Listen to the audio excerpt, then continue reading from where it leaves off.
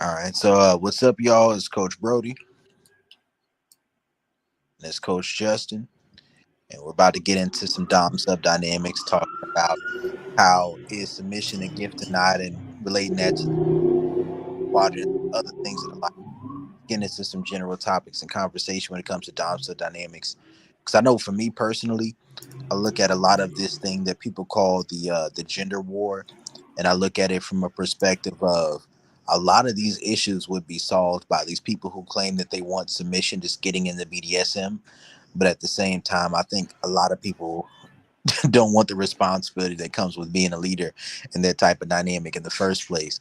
So they Hmm. want things to come to them as a finished package. But we need to understand that either you're going to have a program or you're going to get with someone else's program. Most things in between there are going to end up in a boat in a shipwreck. Yeah, yeah, absolutely. And it's funny because the further I get down into my what seems to be a never-ending journey within BDSM, my understanding of submission changes. And before it was that surface level that that you had mentioned before, and I get deeper and deeper into it and understand now that shoot, when you're in there, it becomes limitless. It's like this limitless landscape. Whereas I thought before it was just sort of like a okay, this woman has her capacities in whatever psychological ways or physical ways, but it can just keep going and going. And because trust can go forever too. Like you can, there's no like, okay, you trust this person now, and you're at 100%, and now you're done. Like it doesn't work that way. Like trust can go deep forever. So if that can go deep forever, then someone's submission can go forever, which means your dominance can go forever. And like that's something recent that's come to light for me. I think that a very important thing to think about when it comes to that is the concept of dom space, subspace, and both of those take a certain level of trust in order Mm, to get into them. Because as a man, to get into dom space, you have to trust that this woman is truly receptive to your dominance. Because if not, either you're a dirt bag or going to be constantly walking on eggshells, being afraid that you're going to overstep boundaries that will lead to some type of Me Too situation. for So sure. you have to. It takes trust to be in your dominance, not just trust to be in your submissiveness. It both take trust. Well, yeah. I was talking about this what the other day that you have to trust yourself. So like I know this like just regular vanilla sort of stuff. Like if you have self doubt and if you are I don't know how to if you're just not being genuine. Like if you haven't been able to tap into your authentic self and you're not afraid to present that, then she's going to pick up on this. She's going to pick up on your authenticity, and she's going to pick up on you like pussyfooting around, trying to make decisions but not actually making decisions because you're trying to watch out like for her reactions and things like that. And that just speaks to the level of trust that you have in your own direction, your own self knowledge, your own self trust. And if you don't have that, it's going to come off in all of your behavior. It's going to come off in your words. It's going to come off in how you think and how you plan. And if you're not there, then you can't even get to the point of having fun, right? Because I think a lot of times like people lose the sense that a lot of BDSM is about having fun, and like but you can't get to that fun creative place if you're full of self-doubt, and she's going to pick up on that stuff and she's not going to be able to trust you fully. She's like, I don't know, like all right, so like the dick is pretty good, but um it only goes so far, and then you don't haven't really like saturated her that as much as you possibly could. That's a real thing. I think a lot of the times we have to keep in mind that in most people's mind, power corrupts. Right? That's how most people think. Yeah. You have to hold yourself to an even higher level of accountability to be in a position of leadership without corrupting the power that you have.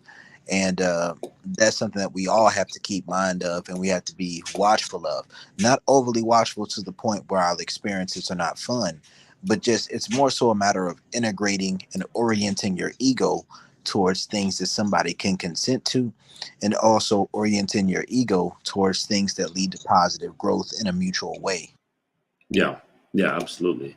But you got to kind of like, I think some people who are in a position of dominance, they haven't really tamed their immaturity, and I think that's where the corruption of power comes from. There's a sense of immaturity uh, that can run amok, and I think that's when they get into trouble. I think that when they get that taste for power, they've never really. I see this like with people who are new to power dynamics, and they get a taste for that power, and they go crazy with it. And the same thing happens on the sub side, right? What is that called? Sub frenzy, right? Have you heard about that? I maybe I think I've heard that phrase maybe once before, Right. but Yeah. It's like where a new sub comes into the scene and she's just like, I want to do everything. Like, let's go. And it's like, hold your horses, lady. yeah, Like, you don't know what you're asking for. yeah, you have to be aware that possible. There's something I believe in called cup theory, right? And I have a few videos or a good handful of videos talking about cup theory. You have Mhm. to recognize that some things are going to be a matter of what you're receptive to and what you're open to, but some things are going to be more influenced by how much internal self-love and security that you have. If you don't have above a certain level, certain types of lifestyles and actions will not benefit you. You Yeah. just have to be honest about that with yourself and with your Mhm. Yeah. I mean, they'll jump right in and be like, yes, let's do, electro probing, like internally. And it's like, wait a second, you don't, you don't even know. Like, you don't need to put that on level 10. You don't need to put that inside you. You don't need to be strung up and, crazy shibari stuff. Like, let's just start with like, let's start with like some mental stuff. Like, let's not even like get into your body, right? Let's, you know, see where you are emotionally and find out where your comfort zones and discomfort zones are first. But yeah, so I think like sub frenzy is definitely a real thing, and if that exists, then I would say that even dom frenzy exists as well, where you get like a new dom and they just want to go full force and just put the pedal to the floor, and they don't really know what's going on. And online you see these guys who are automatically asking for honorifics or demanding honorifics right away from women that they don't even know. And they're like, yeah, you need to call me sir. You need to call me master. And she's like, I don't even know you. What is this shit? Now, I'll say this. I do think that there's a difference between 24/7 natural lifestyle DOMs Mhm. and textbook scholastic DOMs. But the thing about being a 24/7 natural lifestyle DOM is that you have to have even more self-control, because if you expect this type of treatment up front, you have to be able to willing to really walk away if you're not receiving that treatment. If not, then that's going to quickly turn into a manipulative, abusive type of scenario. Oh yeah, yeah, without a doubt. You mean like for the sub to walk away? No, I'm talking about for the Dom to walk away. Like if you meet Mhm, a, because I'm gonna be honest with you, for me personally, I mhm, don't actively seek out women who are already into BDSM, because a lot of them have already uh acclimated themselves to the program of someone else, and mhm. they will try to project their program onto mine. And I call that the masculine submissive, right? So to me, Sure. not too much of a fan of that. Now, not saying that those at times won't be some of the better women that you'll encounter, but it's different ways of dealing with those scenarios. So oftentimes women who are vanilla before you meet them, for me personally, if you know how to pace things out. I've been Mhm, doing content on Interview with the Vampire lately, the new show that came out based off mhm, of the older Anne Rice novels and movies. And there's a concept called the little drink, right? So there's going to be some people who go straight BDSM. There's going to be some people who lead with casual sex first. If you lead with casual sex, you have to understand the little drink. You can't lead with the A game dick and expect things to go well. If you've put in a lot of time and effort into developing your sex game, you can't lead with taking some brand new woman you met off the street in the subspace and expecting that situation to turn out well. You can't mhm. expect that. Well, what I've noticed is that you can. I mean, it's funny because it sort of relates to the vampire lore, but like if you do that, if you come through with your A game, with you're dropping 100% or 110% off rip, then what's going to happen is you can overwhelm the person, right? Because they may not realize what they're getting into, or you can create yourself an addict right away. It's like someone coming in for like a taste of meth, and you give them like a huge dose of meth, and instantly they're addicted, and they don't know what to do with themselves. Yeah, it can be a bad thing. I think more men, because I think a lot of men aren't in a position to have the ability to take a woman to that place in the first place, so they don't really see themselves as having that capacity. But if you've ever been a man who's been in that position, it can be kind of a, you got to check your conscience about that, man. When Oh you yeah. into a place very mentally, sexually, and emotionally to where she loses herself in the moment just to deal with you, then it's like her cup may be too low for that. She's gonna burn out. Think about Louis in the Vampire Chronicles, right? He was already on the brink of wanting to die. So when he Mm-hmm. gave himself over into becoming a vampire, into integrating with Lestat, all that came out of it was resentment because he Mm-hmm. didn't really accept that. He didn't truly choose that path that he went on. Well, he didn't realize how deep it was going to go. Like he had no capacity to really know what was going to happen next, and that's that's part of. I mean, you're gonna fuck up. You know, like I've fucked up before, so I know the results, right? And it's almost like, yeah, we could sit here and explain it, like, hey, you know, don't go too deep too fast, and because the receiver of the pleasure or the pain might not be equipped to deal with it. So it's important to kind of pace yourself, because I think part of being a dominant and a leader is also being extremely vigilant, right?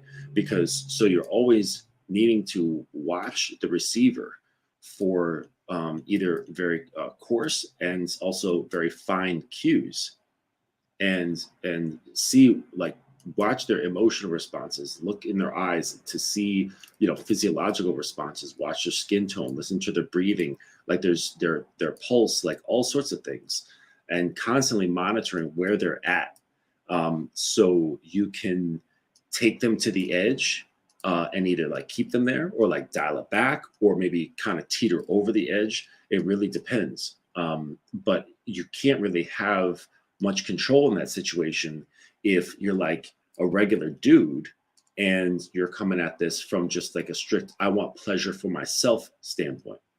You Like know what? you can't see her and you can't watch what she's doing and going through and experiencing and control it and control the pace if you're just watching out for your own nut. You know, one thing I always say is this: that how I define dominant versus submissive is to Mm, be dominant is to be the primary giver of pleasure and the primary receiver of control. Once you try to take both of those roles at the same time, you're mixing shit up in a way that things are going to get murky. You have to yeah, make a decision. Are you going to be the primary receiver of pleasure or the primary receiver of control? yeah, Yeah, you got to make a choice. And if you don't make that choice, then life is going to make that choice for you. yeah, And it may turn out the way you want it to. yeah, absolutely. Like And I want to it's make a no. Go ahead, go ahead. real fast. Shout out to Five Stunk Ways on the comments. I appreciate the support, man. Mhm. Yeah, like it's kind of a weird thing, because like the more you get into understanding your own dominance and its effect that it can have on someone else, it's almost like that becomes more satisfying and gratifying than any kind of orgasm, because it, like, an orgasm is a finite thing, right? It happens and then it's done, right? But the sense of gratification that comes from dominance and seeing the effect on somebody, either through pleasure or pain, or even like days after when your influence is carrying through, that becomes much more rewarding than just having some sort of sexual moments where your brain chemicals go crazy for a few seconds and then you're done, You right? I'll say this honestly, for me personally, the most pleasure that I take out of dominant is the influence I have outside of sex. I know a lot of people think that I'm Mhm. very heavy on sex because a lot of my content is very sexual, but I'm not Sure. crazy about sex like people think I am. I love sex, don't get me wrong, Yeah. but I just understand the connection between the sexual and the non-sexual, and being Yeah. able to use the sexual, something that I desire, to have influence in a way that can influence somebody in a positive way towards their own goals, their own aspirations as a dominant is what gives me the most, it gives me the most satisfaction. Like if I can use the influence of pleasure to influence somebody to go and work on their diet or go exercise or to go work on something that they're passionate about, that gives me Mhm. more satisfaction than just getting a nut off. Of But you have course. a choice. You have Hmm. to make that choice. If you don't make that choice, life is going to make that choice for you.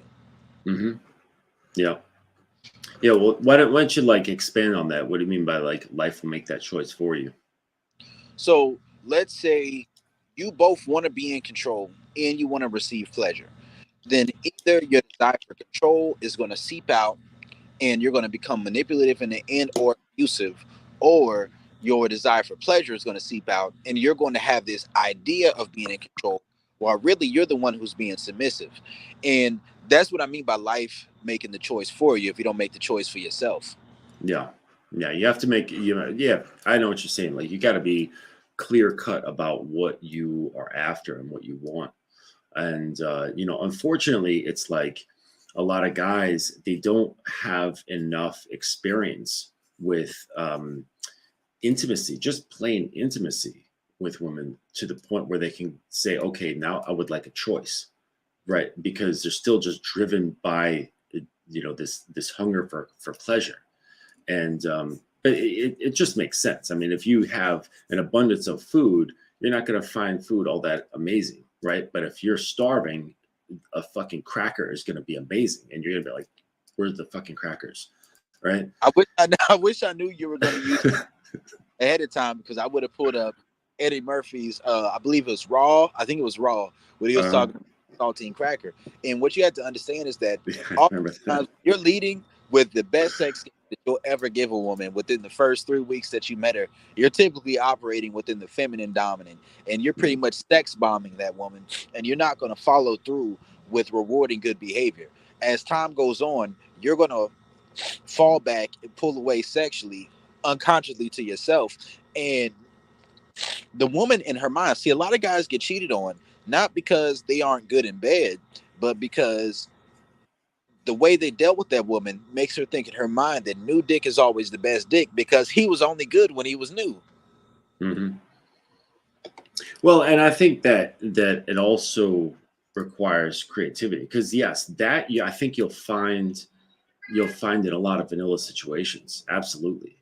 Um, but that's the great thing about BDSM because it opens the doors to a lot of creativity. Because let's face it, every sexual relationship is going to become somewhat predictable, right? You start learning what somebody how they move and what they do and what they like and what they don't like.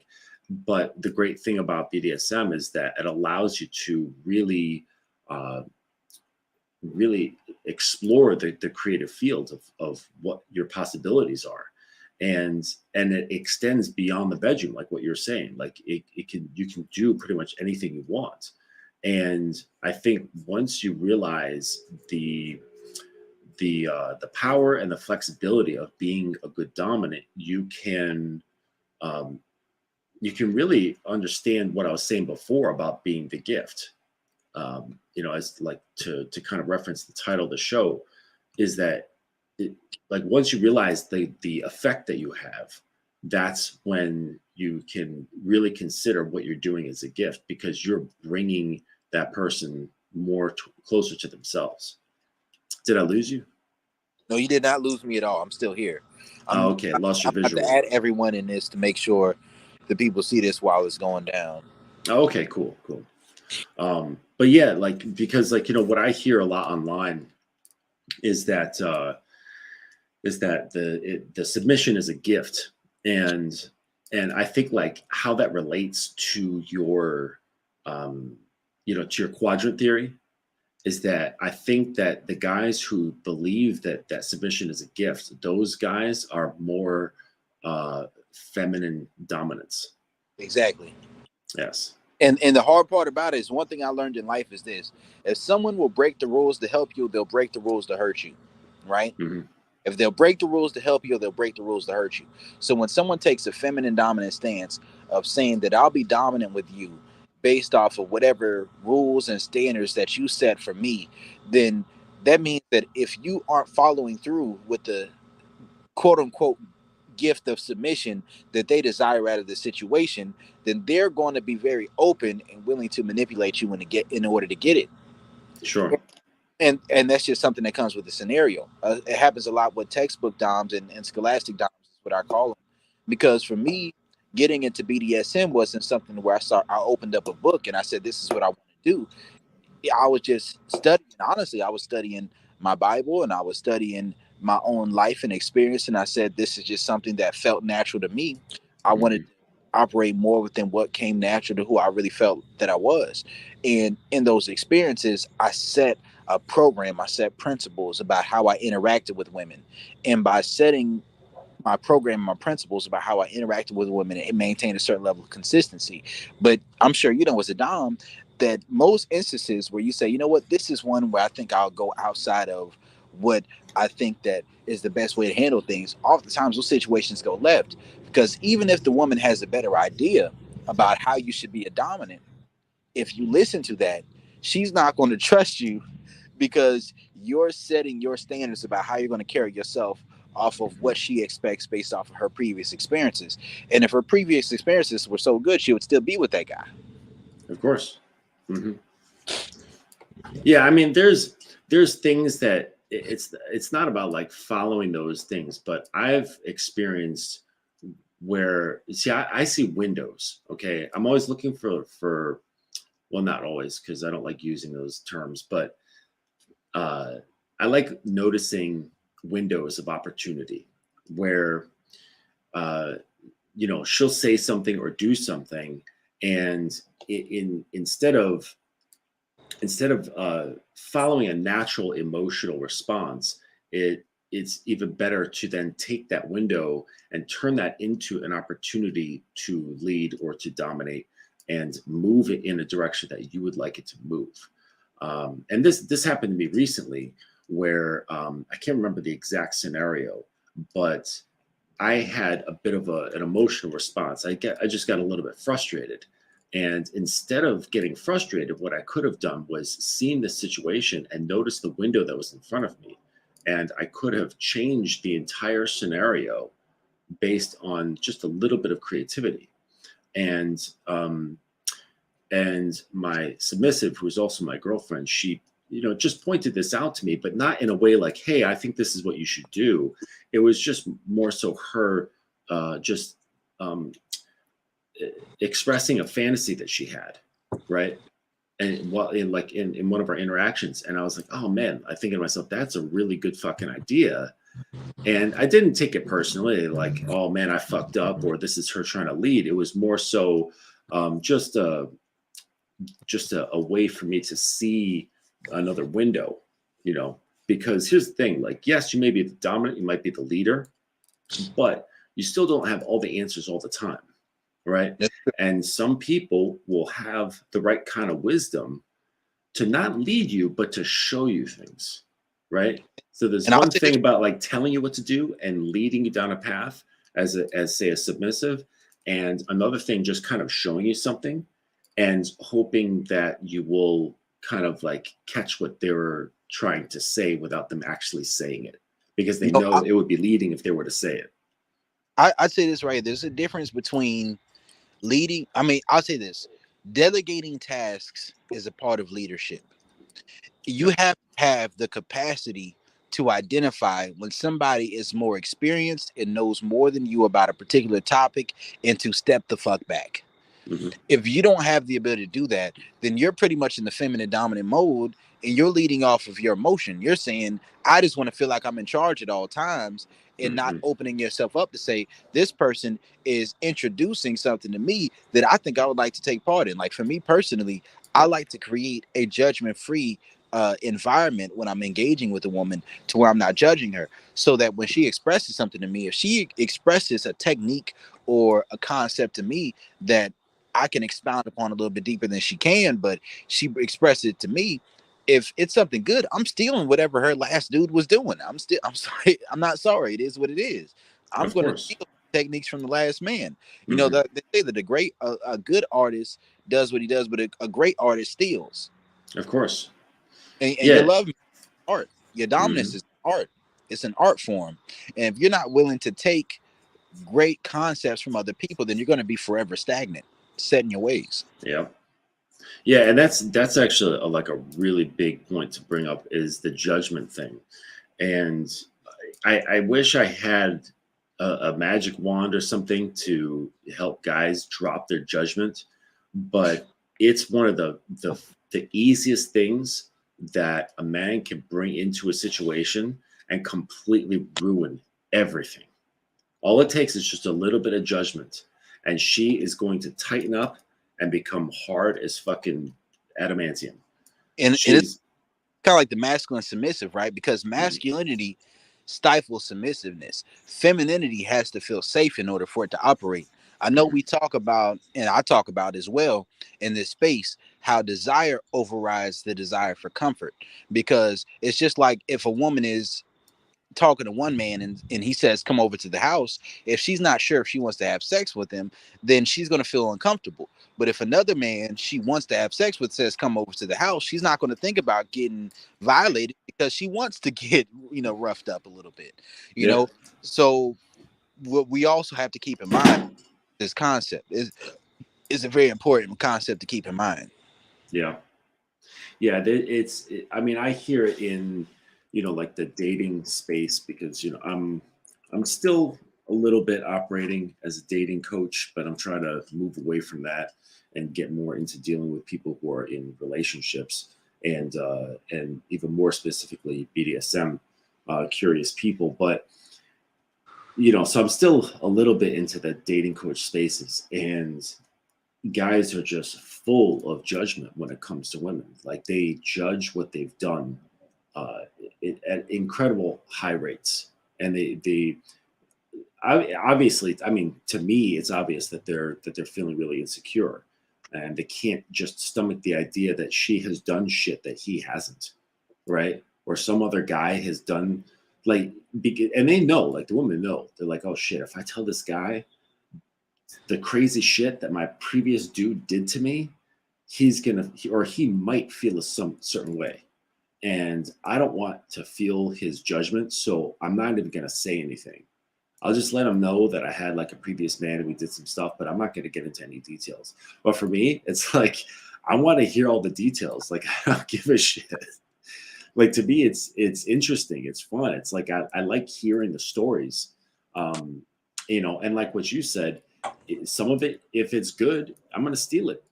Still all exactly. If it's good, if it's worth stealing, I'll steal it. Yeah, and I'll say this as well. And this is something I have a concept about. I talk about in my videos. It's called past theory, right? And I Mhm. think this is where a lot of things go wrong. This is what stems a lot of insecurity in men. It's not simply about what a woman's done in her past. It's about the comparative value, right? So Mhm. past theory is like, let's say you meet a woman, and when you meet that woman, you don't set your standards about the level of sexual attraction she needs to show towards you. You say whatever she shows towards you, you'll take it, and whatever she doesn't show, you give her credit for her lack of availability and receptiveness to you. And when you do that, you're painting a picture in your mind of the type of woman that is. And if later on she becomes more comfortable with you, and then she starts to express her ideas and her experiences that show a higher level of sexual attraction to another man, then it creates this feeling of insecurity because you feel that she's shown a higher level of receptiveness and availability to a man who wasn't as invested in her. And that's past theory, right? So Mhm. I think that as a man, you have to set your standard, Like, look at Brody's scale of sexual attraction. Set your standards about how sexually attracted a woman has to be to you, and what you know, what standards you set for the type of dynamic you want, and then to move forward from there. But you have to know how to elevate from the stance that you're at, and also to not feel insecure if she's done more for someone else than you, unless it's a situation where that's something that you desire and require. It's just Hmm. like if you're a man and you meet a woman and uh, she says she doesn't suck dick. Me, I'm not fucking the first time. I'm not. I'm being honest with you. If she's not giving head, I'm not having sex with her the first time. But if a man meets a woman who says that and he does it anyways and he engages with her because he likes her non-sexual companionship, then something that can occur is that if he is spending time with her and then years later or months later he finds out that she was known for being the woman who was giving Gok Gok 5,000 to all the men on the football team, then you might feel a little insecure because that's something that you might experience. So I think it's important to know what level you require and to not settle up front about what it is that is necessary for you to feel as if your ego needs are met. Because let's not pretend that our egos are completely separated from our dynamics. They're not. But we No, no. be integrated in the way that we view our egos and the way that we Hmm. interact with an individual. Yeah, man. Yeah, and it also, I think, like, kind of while you were telling me that, I was thinking about what we were talking about with um like sexual desire and not really having that at the forefront, because all what you're saying becomes a lot easier when you don't are not led by your desire to get off, right? So when you're in that mindset of when you're saying make a choice of whether you want to be a dominant leader or you're there for sexual gratification, and you can't have both. It's very difficult to have both. I wouldn't say it's impossible, but it's really hard. Um, and it would take, I would say, probably a very, very skilled person mentally to be able to do that. But it's just easier to make a choice. And but when your focus, and just as an average guy, your focus is on sexual gratification, then you're going to have all sorts of emotional things attached to it, because that's just how we're raised in this Western culture. We're just ingrained with this all these like emotional things and fantasy things, and you know it's just very interlinked. So that when a woman tells you she did this with that person or those people over there, it's going to affect you when you do these sort of things. And it's not as effective if you have a certain level of detachment from sex. Like it's not a big deal. But if it's a big deal, then anything that she says that she's done is going to affect you emotionally and psychologically. Like I remember the first time that I got with my girlfriend sexually, the first thing that I said to her, we were hanging out, I said to her, I said, I'm not here to fuck, but you're getting fucked. And but I know you understand what I'm saying. Like I Oh, wasn't there for that. I was there for all the other shit. Like I was there to get in her head. I was there to just kind of poke around a little bit and see more of what her intimate mind is like, what her core is like, just to see more. I knew sex was going to happen. I knew she was getting fucked, but I wasn't there for the fucking. And if it didn't happen, I didn't care, right? Because it's like I don't know, it's just not that big of a deal at this point. Um, but yeah, that was you know, yeah, that was a fun moment. And I'm sure that kind of caught her off guard, because most dudes are driven by their carnal desires, and then if they were to say no, she said no, then the guy's like, oh, why not? And then they get all insecure and all this shit, and it's too fucking tangled. You guys got to really learn to just kind of separate. Sex is just an activity. It's not anything fucking special. and I'll say this right here, right? I think a lot of the times when I talk about Brody scale of sexual attraction, you have to understand that if you try to jump up a level, you can create a feeling of a woman being unsafe. But if you drop down a level, you can create an experience of the woman losing a level of respect for you. So when you are using utilizing Brody scale of sexual attraction, you have to be consistent with the level that you approach on and follow through with the level that you approach on, and don't overshoot and don't undershoot. Because the truth is this, if you set a certain standard and you don't follow through with it, you're going to experience a certain level of self betrayal if you find out that our experience is different than what you approached on. So for me, I'm not the biggest person on having an issue with men for some of their insecurities, because I think that insecurities are just as natural. Just like people say that monogamy is unnatural, I feel like polyamory is just as natural as sexual jealousy. I think the most natural way of dating and relating to the opposite sex is sexual duplicity.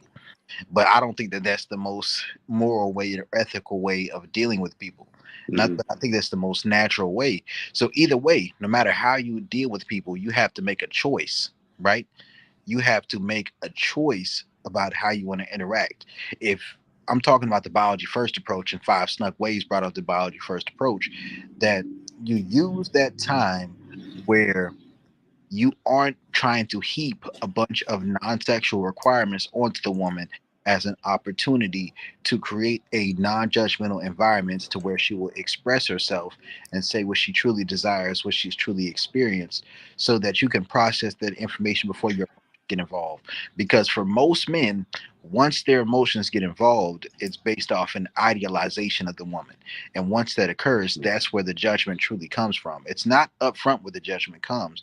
The judgment comes when and gives the woman credit for not being available to him on the level that he would desire, and seeing that as her showing sexual discipline. That's where a man judges a woman. Mhm. It's the Yeah. connection and the cognitive dissonance between how he sees her and what her past has been. Yeah. Well, that's why I follow what my mentor says, and he says, I don't fall in love. He said, I fall into respect. And it's like when because like when you have that sort of mentality, love doesn't really like have a criteria. You know what I'm saying? Like it just kind of happens. Respect has criteria. Like okay, or you can make it have criteria. Uh-oh, I lost you. Am I the only one in here? Well, anyways, respect can have criteria, and you can make a list. Let's see if he comes back. I'm back. I'm back in here. I accidentally left out. It was an accident. We lost you there for a second. Yeah, it was only for about 15 Oh, I seconds. think you I might be accidentally muted. I left out, but can't I'm hear back you. now. You can hear me? No. Damn. Uh, how about now? You can hear me? Can you hear me speak?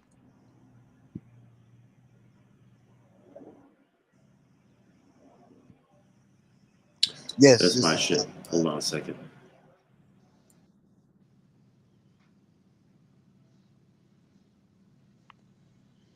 And I'll say this. Hey, Rainy, that's real.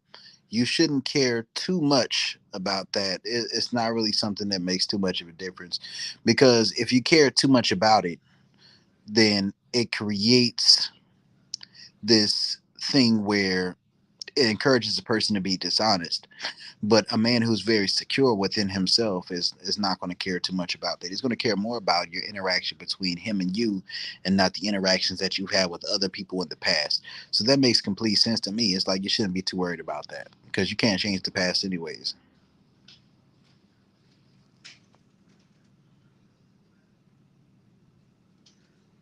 Hey, can y'all hear me? Somebody said they can hear me.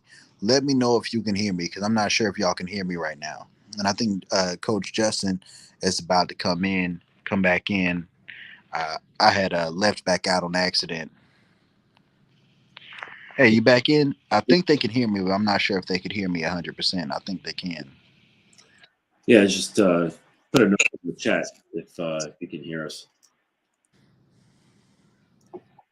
Yeah, but what I was saying is that love doesn't really have criteria, like because it's attached to emotional responses, and but respect you can create a list. You can create like, okay, this is what I need in order for me to recognize respect, and you can have a criteria. It can also come with a feeling, but you can easily make a set because you will know what your limits are. You know what your what your boundaries are, and you can enforce them. But most guys, they just want the feeling of respect, but they don't even know why. They don't even know the boundaries. They don't know the structure, and they don't know any of that shit. They just I, want the feeling of respect. I think a great example to give about that is this right here. Let's say you're walking down the street, right? While you're Mhm. walking down the street, you see a woman walking she's with you, and a car's coming. She's looking at her phone so she doesn't see it, or she's looking at you so she doesn't see it. If you're right next to her, you can put your arm in the way, right? If Mhm. she's not exactly right next to you, then you can say stop. If she doesn't stop when you say stop, then she may get hit by the car, right? But you want a woman who can hear you say stop and her reflexes to stop on the dot and to ask questions later versus asking those questions initially because it may be too late for the benefit of following those instructions if you wait to ask those questions before you follow the instructions. And I think that's really a main thing to think about when it comes to it. But somebody's asking about the biology first approach. I don't know if you watch enough of my videos to put too much thought into that, but I do want to give some answers on that if Oh, people ask go ahead. about it. Hmm. So the biology first approach is really about it's a variation. I didn't go to Alan Roger Curry to learn this, but I'm a big fan of Alan Roger Curry. It's a little bit different than mode one, but it's really about making a transition instead of sowing oats, right? One aspect of dating and one method of dating is to follow the method uh of sowing your royal oats, but then the other method is of transitional dating where you are engaging in casual sex, but then your program, who you are as a man and how you interact and engage with women, is one to where they are satisfied in dealing with you sexually, but then they desire more, and you set standards about what it takes, and you lead to the next levels of that relationship. So it may start with a hookup. Then there may be a fuck buddy, then a friends with benefits, and then you branch out into whatever type of relationship dynamic you want from there, whether that's a polyamorous relationship or a monogamous relationship, or whether it is any variation of relationship, swingers, non-monogamy, monogamous. But you I think said you're covering up your mic. I'm covering up my mic. Yeah, yeah, All right, thanks for letting me know that. yeah. But it's basically transitional dating, but it's biology first. Not every person who you meet, who you have sex with, is going to be somebody who's going to be long term material for you. You have to understand that. You have to accept that. You have to embrace it. Some people, it's because they're not up to your standards, and some people, it's because in their mind, you're not up to their standards, and that's fine. But it's a matter of saying you're going to get sex out the way because oftentimes a woman is not going to see how a man really feels about her until after he's had sex with her a bunch of times. No matter what that man says up front, she's not going to know how that man truly feels about her until he's had access to her sexually a bunch of times. That's just the truth about it. And when we embrace this and we understand this fact, then this whole idea of like the whole 90 days rule and all this other shit, we realize that it's really ineffective because some men are so on the hunt that they're attracted to the challenge of a woman who places sexual boundaries in front of them. So one man may wait 90 days, 60 days, 30 days, 2 weeks to have sex and then ghost a woman afterwards because the fact that she made it more difficult means that he's going to be less likely to stay around. So we Yeah. got to keep track of these things right here when it comes to these dynamics. That doesn't mean every man you meet you automatically have to throw a pussy at him, but it does mean that you have to be conscious that some men aren't playing those games. And would you rather have a man who's playing those games or a man who's not? Yeah. Well, and this is, and I'd say that that's very applicable to, the vast majority of men that fall within the average of a bell curve. I come from the school, at least just from where, my mentor is coming from, and that it's even better to come from a position to not be in the desire to have sex with her, but, uh, I think I was just added to the show. I think maybe I was in the background, whatever. But anyways, I think it's better to be in a position such that she wants to fuck you, where her desire is greater than yours. that is something that, you know, average guys aren't doing, because again, going back to what we were talking about before about making that choice, either you're going to dominate or you're going to be seeking your own pleasure. And if you are seeking your own pleasure, then because of just being masculine, that's going to kind of overpower things sometimes, where you just get that hunt, right? It's going to want to just be there to like hunt, to kill, to conquer, to take, and just to get what you want out of the situation. And you know, they'll go that mode one route or whatever. And but I think it's more powerful if you were to choose to be in the role of dominance and have the power of seduction down, and have a good mouthpiece and a great imagination, such that you don't really have to do much. You just express yourself, and then she is inspired to want to fuck you. And I would say that's the most ideal situation, where you're not really having to do a whole lot. And I'll say this: I have the video, one of my best videos. It doesn't have nearly enough views, but one of my best videos is the Mr. Miyagi method, right? And the Mr. Miyagi method is a powerful thing. I'm sure a lot of us on here were big fans of Karate Kid when it came out, and I'm a little Oh bit hell yeah! she said next month. So I grew up watching Karate Kid. And one thing you'll notice about Mr. Miyagi is Mr. Miyagi, Daniel San came to Mr. Miyagi because he wanted to learn karate. But Mr. Miyagi had him painting the floor, painting the fence, you know, sanding the floors, you know, Hmm. wax on, wax off, right? And when he did that, Daniel San didn't know what he was doing to develop skills and the small muscle to be able to operate within the karate concepts that he was learning. He didn't understand it at the time, right? So for me, I look at that situation and say that for me, sex is not so much about sex, but more so about developing the soft skills that will be necessary for non-sexual submission. Yep. Yep. And yeah, that's actually some really deep shit, because that's what a lot of guys are missing, because they're so driven by getting that kind of pleasure, because they don't have it a whole lot in their lives. They're like, oh man, I gotta get in it, I gotta feel the walls.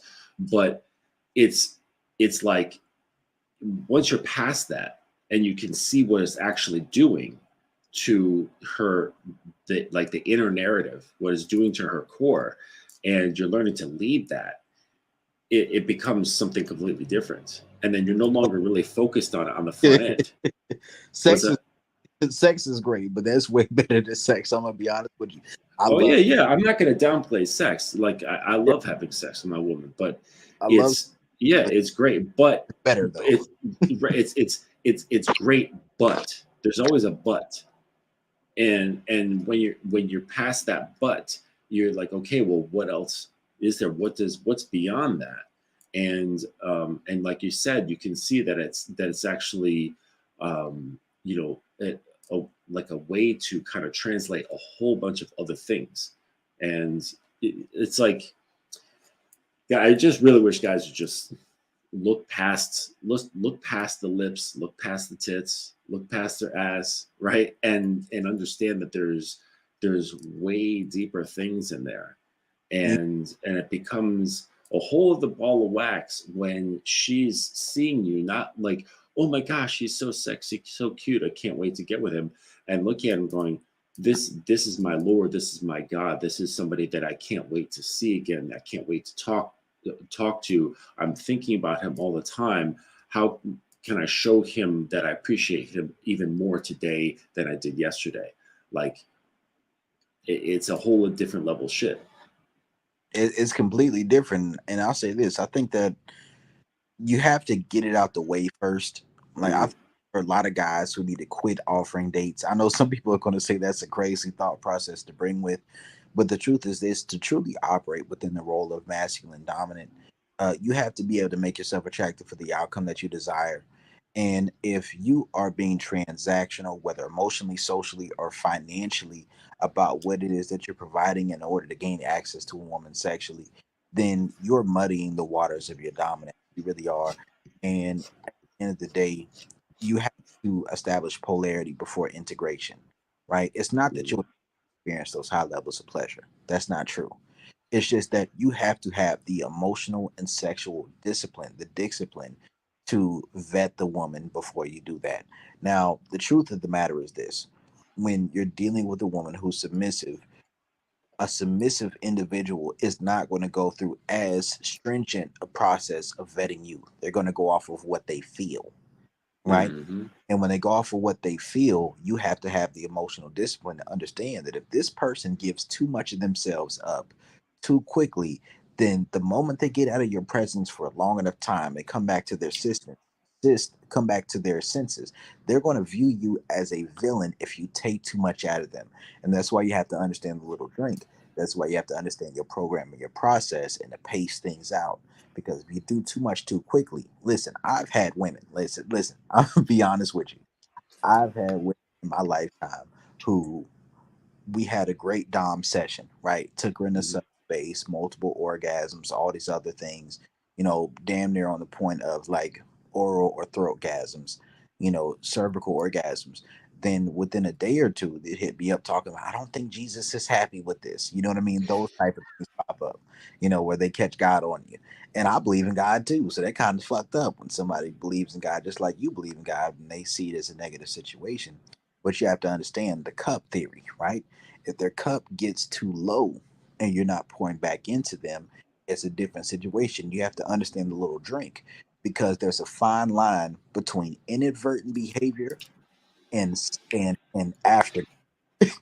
And that's a very big topic. There's a fine line between inadvertent behavior, making the woman think that you want more than you do, where that comes off as love bombing and manipulation, versus aftercare for a woman you've taken to a very deep space. Sure. Yeah, yeah, yeah, absolutely.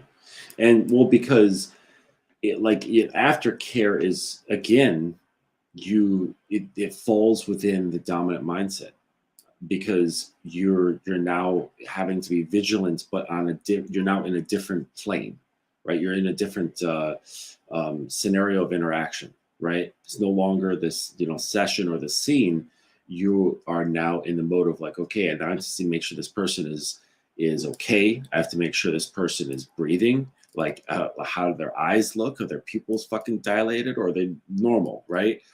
Is their pulse okay? Are they sweating? Or do they have the chills? Do they need a blanket? Do they need something warm to drink? Do they need something cold to drink? Do they need a massage? Do they need a bath? What does this person need? And and some people like to find out beforehand, right? They like to say, okay, well, what do you prefer to make yourself feel better? And you'll find that with people with like subs who have had plenty of experiences with subspace and having sessions or scenes. But in the case of, say, like, you were saying, like, you don't really like to mess with people who have too much experience, then it requires a lot more vigilance, right? You got to kind of read them, A lot. because sometimes they won't even be able to speak, right? They won't be in a mode of being able to have like a cognitive thought and then translate this to like, I need X, right? So you got to read them really, really subtly. And or on a course level, you're like, oh shit, they're fucking shaky. I need to do something about this. But yeah, so even after the session, you still have to maintain that choice of like, okay, I'm not going to just like, oh, let's cuddle and like, do this thing and like maybe perhaps what you're saying, love bomb this person or whatever, cuddle bomb or whatever. Like, you still have to be in this position of leadership and saying, okay, now I must take care of this person because they're not in a state to really care for themselves, you know. And then other subs, they just might be like, I just need a shot of whiskey, you know, and then, let me get a hit off a joint and I'm good, you know. I think a crazy part about it is that when it comes to these spaces and it comes to these different types of relationship dynamics, Yeah.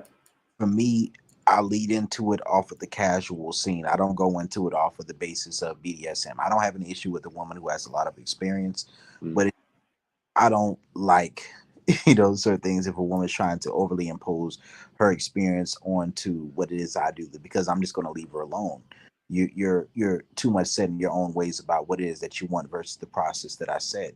And I think that when it comes to scholastic doms and bookworm doms, oftentimes there's a certain level of, a lot of women get into BDSM because it's more socially acceptable now, and they get into it because Yeah, it's a bit trendy. And yeah, because it's trendy, and also because they get the aftercare. Some women are only engaging in BDSM for the aftercare, and we have to keep it a buck. Oh damn, that's kind of sad though, huh? Yeah, it's true. A lot of because a lot of women aren't going to get that type of intimacy from a man they're actually sexually attracted to ever, and the only way they can get it is from entering BDSM. So it's like, you want to That's from kind of sad. Come on, fellas, give a girl a blanket and a hug after you smash. Come on. but another thing that can occur too is there are women out here right now who take more of the independent mindset, who engage in casual sex and BDSM and different things that include BDSM aspects that are simply seeking to do what they feel like men do, and treat men as if they are uh, as if they are whores, or they can alleviate themselves from the personal shame and repercussions. So the inadvertent behavior of giving her a blanket, of cuddling with her, of taking a shower with her, of washing her down, of giving her a hot oil massage, of cooking for her to make sure that she's straight, will start to feel to her more so like you're blurring the lines of the dynamic, can cause her to not trust you because she feels like you're not being consistent with what it is that you led with, right? Hmm. So there's a really, really fine line between aftercare and inadvertent behavior. And I feel like this is something that isn't talked about enough when it comes to this liminal space between casual sex and the BDSM world for naturally dominant. Hmm.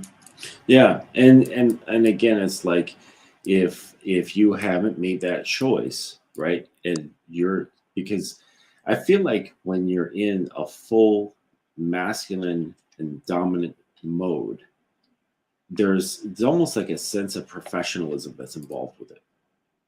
And whether you're like a pro dom or not, like that's irrelevant. But there's just this sense of professionalism. And when you're in professionalism, like say in your job, there's a sense of detachment, right? You're more focused on the process. You're more focused on the objectives, and you're more focused on what needs to be done for that particular situation. And and so I think it becomes beneficial to have just that a little bit of emotional detachment so that you can maintain your level of control both over yourself and over your partner. And I think that's one of the most helpful things you can do. And even within the realm of aftercare, it's like hospitality. You know what I mean? You go to a hotel and like a maybe like a higher class hotel where they treat you really really well. You're not going to sit there and think, oh my gosh, this person wants to be my friend. No, they don't want to be your friend. They're doing their job the way they're supposed to be, right? They're supposed to make you feel as comfortable as possible, and you're not going to mistake them for trying to be your best friend, right? Because you just know what the deal is, and you can kind of sense that little bit of detachment from them. As friendly as they may be, they're still just a little bit detached, and I think that is also important. You have to maintain just a tiny bit of distance, and that distance allows you to see better. You know what I'm saying? It's like you're face to face with somebody and you're touching noses. You can't really see them very well, right? But you back up just a little bit, and everything comes into focus. And I'll say this right here. I think that when it comes to the biology first approach, a lot of people look at me like I'm crazy for saying this. But one thing I always say is this: don't overly focus on the pleasure that you receive having sex with a woman unless you're in a position where you can integrate with her. And Hmm. there's a lot of negative things that can come out of that, right? Like when I'm operating within my role of being a dominant, I'm not overly focused on how good a woman's pussy is. I'm not. I'm gonna be honest with you, Hmm. because I'm more focused on how much control she'll give up, and I'm also focusing on different aspects of what she's going to need. Because think about masculine, feminine. This is different from dom sub dynamics. When we're thinking about masculine, feminine dynamics, a great example and analogy to use is, let's say you're going to a restaurant, right? And as a man, you're sitting facing the door. She's sitting facing you. When you're feminine, you're more focused on the person that you're interacting with. When you're masculine, you're more focused on the principles, the process, and how you want to do things, right? Feminine more focused on who, masculine more focused on what and how. Mhm. So, like what you said, very profound. I think it makes a lot of sense. But we have to understand that if both people are focused on the process and the how, then nobody's going to get into the zone. Nobody's going to get into the moment enough to truly experience what's in front of them. But if both people are focused on the other person, then Mhm. no one's going to think about the negative things that can occur if certain boundaries aren't put in place. So I think it's important to understand polarity instead of focusing overly on symmetry. Yeah, that reminds me. Like, if you listen to any of Alan Watts's stuff, Yeah, I listen to Alan Watts. I love I figured as much. He's fucking brilliant. But I don't know if you ever caught his thing about what he said, that there's prickly people and there's gooey people, and prickly people are more about like order and structure and things like that. And that would be like the how, right? And then the gooey people, they're more interested in the who and so on. So it's like you get two gooey things. Yeah, it's like it's very like home. sensuous and full, and it has all these great things, but it lacks some structure, and chaos can come of it because it's gooey. It's amorphous. It can go anywhere, do anything, and sometimes there will be negative consequences. There will be negative outcomes. And then again, like also if you have two prickly people, two prickly structures, right? It's it's never really going to go anywhere, at least anywhere fun, right? Because it's completely Nowhere fun. devoid of fun, right? So you have to have that polarity of something, prickly and gooey coming together, and usually the prickly will kind of lead the goo, and the goo can actually even sometimes soften some of the prickliness, You, because if you're not, if you're, again, like we were mentioning this before when we got on the show, like if you're not having fun, even as a dominant, like you're not doing it right. Because like this lifestyle should be putting a smile on your face. If it's not, you really got to sit back and reflect and see what's going on. and I'll say this: the number one thing that I probably learned from Alan Watts, because I've been listening to Alan Watts for years. Mhm. Probably the number one thing I learned from Alan Watts was how the ego was something that we will never escape in life. And this is something you rarely ever hear people speak about. Even if you think that you've gone through ego death and transcended the ego, no, you push the ego into the shadow where it's unconsciously controlling your behaviors. Integrate your ego, integrate your shadow into your behaviors so that the things that make you feel validated, so the things that make you feel as if you're doing well, so that your hypothalamus, your amygdala are in order, are things that will lead to a positive direction for both you and the person that you're interacting with. If those things aren't in order, then you may be simply in a position of stroking your own ego by feeling you're better than others by how pious you want to view yourself as, when Hmm. really your negative desires are controlling you unconsciously. So don't overlook your ego. Take your ego and integrate it. There may be some things that your ego and versus your capacity and your competence doesn't have the ability to truly operate on. You got to eat that sometimes. You know what I mean? Yeah. Hmm. Sometimes Yeah, you got you can make it work for you, like, but you have to have the ability to just bring it out and take a look, and and just accept it, because you're right, it's not going anywhere. Like, you can shove it over here into that corner or into that corner or slide it under the rug, but it's never going anywhere. So might as well just examine it and accept it and bring it into your daily life. You know, it's like I spent some time living in a Buddhist monastery out in California, and it was like the guys who lived there, it was very posh almost. It was really weird. And I got the sense of like a holier, or no, sorry, an emptier than thou, right? to. I've never heard before. Yeah. And And that's what it was. They're walking around and they had this emptier than thou kind of vibe about them. And I'm just like, man, you guys are such full of shit.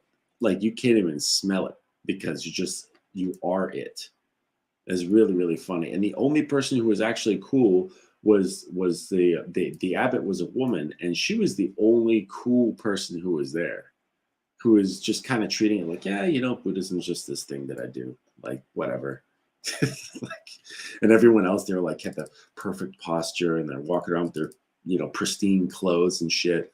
Her robes are like wrinkled, she's like super chill, always walking around with a cup of tea in her hand. But yeah, anyways, it's better to integrate that shit for sure. And you'll get farther with yourself too, because the more time you spend ignoring your ego or trying to push it down and not accept some of the lessons that kind of hit you in the head, it just slows your progress, right? And it's like that goes back to what you're saying before about like, if you don't trust yourself, like you can't fully trust yourself if you haven't fully integrated yourself, right? Because you're missing out on some parts. So it's like, if you can't fully trust yourself, then she's not going to either. And then you I think can't that's fully a very lead. powerful statement. That's very powerful because honestly, when I look at things, I look at things from a perspective of your ego is something you cannot escape from. Trying to escape from it is just your ego trying to make you feel like you're better than others through your from your ego. That's not getting free from your ego. Take your ego and say, like, here's an example, right? Some men, like I heard this quote, I don't remember who said it. They said one man will learn to love 100 men, 100 women once, and another man will learn to love one woman 100 ways. I'm not trying to say you have to be monogamous, but how about you set your focus on how far you can take the woman who's right in front of you that you're interacting with versus dealing with the highest number of women? How about you think about ways that your program can influence and benefit the quality of her life rather than your program being something that hinders the women that you interact with? You Yep. know, think about your program not from the most selfish perspective of what you can get out of situations, but what value you can offer to people outside of yourself. And that's what will allow integration. Don't let people fool you, right? People like to come with pimp principles. I'm not against all the pimp principles, but if No, some of them are fantastic, yeah, actually. some of them are fantastic. Don't get me wrong. A Hmm. lot of people say I have some, right? But if your idea of what the best her is doesn't agree with what the best her is in her own mind, she will never truly trust you as a leader. She may be addicted to you, but she'll never truly trust you as a leader. Hmm. And we have to keep that in mind as men. We have to keep that in mind as men, especially today. Well, yeah, I mean, like you can only go so far, and sometimes you can go forever, or very long distances.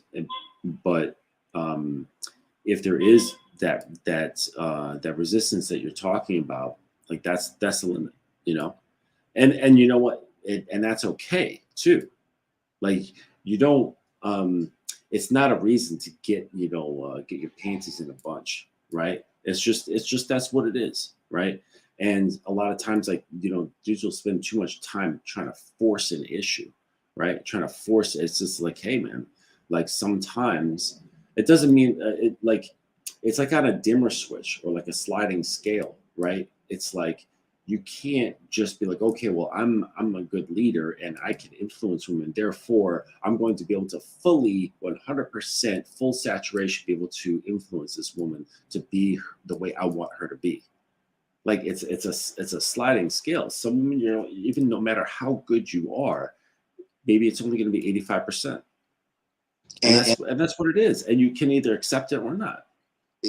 and I think acceptance or not is a powerful thing because we also have to accept, just like I was talking about with delegation of tasks earlier, and this is going to be something some dominants don't want to hear, but sometimes that woman is more established, and I'm not saying that money is everything, it's not, but sometimes you might engage with a woman who is willing to do the things that you want to meet your needs. She desires you sexually, but Hmm. she have more business acumen than you do. Are you going to feel like you're less in control or less dominant because she has certain business decisions that she makes on her own, that's your own insecurity if she's more competent than you. If she's less competent than you, then that's a woman who doesn't desire you enough. But if she's more competent than you, then it's your own insecurity. And these are things that we have to keep in mind. Sometimes you have to know how to recognize when a woman is more knowledgeable or has more wisdom than you in a certain area, and not step on her toes. Yeah. And that's very important. If we don't understand that, then every good opportunity of a woman that comes around, you're gonna fuck it up. Well, and that's where the guys who are gonna fuck this up are the ones who really have never honed their ability to influence somebody. And I because at that point it doesn't matter what she does. Like she could be like a district attorney. It doesn't matter because it's like there are shit tons, especially here in the West and in urban environments. There's a shit ton of women who are extremely capable people, right? At least in just like a functioning first world. I mean, you put them out in the jungle somewhere, they're probably going to die. But like in this Western world, first world and cities and stuff, extremely competent people, right? You get them behind closed doors, and they want to drop all of it. They want to drop all of their control. They don't want to have any sort of decision making power whatsoever. At that point, they just want to be a woman. They don't want to be the district attorney so and so, or the doctor so and so, or the lawyer so and so, or the business owner so and so. They just want to be a woman, and they want to just feel free and like drop all that armor, drop their masks, drop all their fucking control, their appointments, and all that shit, and just leave it into a set of capable hands that can see. There's a different type of capable, right? Capable hands that can handle her mind and her emotions and her body such that she can just relax into you, right? And you're just like, she just go wherever she wants to, You know wherever what? you want to. I think that that's a good point to touch on when we're talking about polarity in your everyday life versus polarity in your relationship dynamics. The more dominant a woman is in her everyday life, the more of a capacity she has to be submissive in her interpersonal relationships with men who she interacts with. And that's something that's hard for a lot of men to understand who are coming from a perspective of the quote unquote high value man. Not that every high value man can. Some are self But you actualized. gotta have the skill though to do it. You gotta That's the problem. Like, because you're right. Like, there's this. I might be like working with this guy. We're still all just kind of talking, and this guy really needs my help, and he wants to be dominant, but he's actually very. I don't even know if I could say he's more submissive, but he's just very relaxed. Like, he has no edge to him whatsoever, but he wants it. His wife, on the other hand, is extremely dominant in her life. Like, she runs a business. She has like what she trying to brag to me, and she's like, I've got 7 men that work under me and all this stuff, and but she desperately wants to let go of control. But here's the thing: she's been in this role, in this mindset for so long that it's hard for her to. Right? It's almost like I liken it to like when you, this is kind of gross, but like when you have diarrhea and the sphincter wants to let go, but it won't. And there's like this jumping sensation. That's her. Like, she wants to let go, but there's this fear response, right? Of just relax and go and letting it go. She can't, because she's so conditioned based around fear and protection and control that she can't relax, and you know she what doesn't trust him. you know what the hard part about that type of man is right there Mhm. is that the hard part about coaching, because I have clients too, and when it comes to those type of clients, the hard part is he's probably going to need to experience dom space with other women first, right? Mm. He's probably going to have to experience dom space with other women first, and then learn to grow his program to be able to handle the more deep interpersonal aspects of a relationship, because being masculine dominant is pretty front heavy. If you don't lead with that from the beginning, then if you want to integrate that into the relationship later, it's going to take more time, more effort, and you're going to have to show even greater level of emotional discipline because Yeah. you're already invested. So it's like And it's a slow process too. it's Like, he can't come out swinging. Like he can't do that. You He's can't. got to make it a gradual process because that's going to be too much of a jump for both of them. Too much for both of them, and Right. I agree with that. I call that premature integration.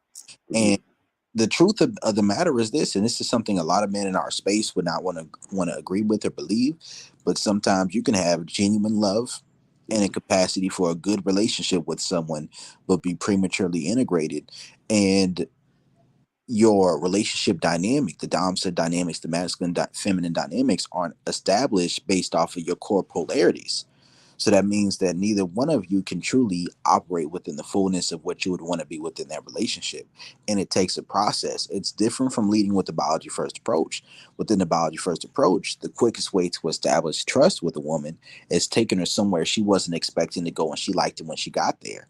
But once a woman's already grown to be in love with or to love who she's saw you as, and you presented yourself as a quote unquote nice guy, then not only does she has to combat her social program, she also has to combat the way that she's already grown to view you. Mm-hmm. And that's much more of a difficult process. So you're oftentimes going to have to learn to tap into dom space with other women outside of your primary partner before Yeah. that. And if That's a really good idea, actually. I like that. I had to do it myself, so I know personally Mm-hmm. how that works. No, it makes a lot of sense. Like almost like you know, if I could like hire a submissive who's already very good at being a submissive to work with him to get his like it's almost like training wheels, you know. And if she's more knowledgeable than him, it would actually benefit him. It would actually benefit him in the long run. And then so she kind of guide him into being bringing that out, bringing that in to inspire that dominance in him, versus like going up against his wife who's like very, um, she's very firm. She's got firm armor like all around her, and it's like, well, how are you going to get through that, right? Especially if it feels like it's been working for her. That's Well, definitely what makes it even worse. no. There's unhappiness, right? Well, I wouldn't say unhappiness. She loves the shit out of her husband, but it's not full satisfaction, right? Because there's this other part of her, and this is with a lot of women too, right? There's this other part to women that isn't tapped into, and I tell my guys before they kind of like step into the beyond the threshold. I'm like, listen, you've been dealing with women your whole life on the very surface level, right? And you look at her and you see this attraction. You see her visuals, her boobs and her hair and her butt and her face or whatever, and you think, wow, that's really pretty. But it's all just like it's all a facade, right? Now, I'm not saying women aren't pretty, but that's where they've only been operating from. And once they learn how to create and recognize certain windows and be able to go through them, you start going deeper into her. And then that's when she steps back and goes, whoa, this person is talking to me and interacting with me in a way that no other guy has. Um, and that's kind of like how like where like bad boys kind of get their claim to fame, because they are able to kind of get through those windows with their nature, but there's also all kinds of crap that comes with it. Yeah, And there's a lot of red. There's a lot of is it red or yellow tape? But there's a lot of red tape, right? That mm, comes with how the bad boy does it. The bad yeah, boy does it through the disrespecting of boundaries, right? But those disrespecting of boundaries are a very big risk when it comes to your freedom or your social reputation. yeah, But the but those risks also come with the a level of novelty because you just met the woman. mm, You can't do the same exact thing with the woman you've known for several months or years that you did if you just met her a week ago. It's not going to work exactly the same because the woman that you're dealing with now hasn't already framed her mental reference of how she views you. So the bad boy has a certain leg up, but most of the time those situations are the bad boy being a feminine dominant where the situation is going to burn out within a couple of weeks, a couple of months. Like I've had women who I dealt with who are my submissive, and Mhm. they got the itch and they got the desire for a boyfriend, right? And they started dating AI, right? But then after dealing with them for a few months, maybe a year, maybe 9 months, maybe a few weeks, they realize, man, this guy doesn't have any type of leadership skills or program, and I'm not as sexually satisfied as I was before. And then they'll come right back to me. So these are just things we got to understand, that sometimes somebody can be so front heavy that they're really love bombing and sex bombing, and it's like Mhm. a lightning in a bottle, and it's not going to Yeah. last long. Yeah, and it's really like a challenge though. It's like, well, can you get a woman to desire you? You know, just talking to guys, like, you know, can you get a woman to desire you without having sex with them? Can you make them want to be with you without even laying a finger on them? Like that's where it reminds me. Have you ever seen you see Conan the Barbarian with That I need to James do. Earl Jones? Oh man, you got to watch that shit. There's I some serious game in that. There's some serious game in that movie. now I saw all those, and I need to make some content soon. Oh Talk man, the first Conan the Barbarian the with one with James Earl Jones. James Earl Jones, yeah. I So need to make. there's a scene right towards the end, you know, and James Earl Jones he killed Conan's parents in front of him, right when he was a kid, and then he was just by himself, and a slave driver picked him up, turned him into a slave, and then but all the while, his whole life, he's like, I need to find out who was leading who this guy was who killed my parents. I'm gonna fucking kill him.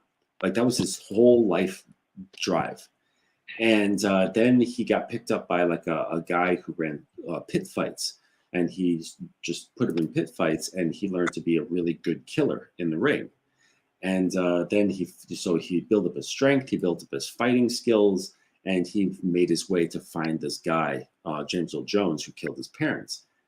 Towards the end, he ends up like sneaking into this guy's cult. He grew into this huge cult following, and he sneaks in, but he gets caught. He's beaten up, and he's Conan's yelling at James Earl Jones' character, and he says, "You killed my mother. You killed my father. You stole my father's sword."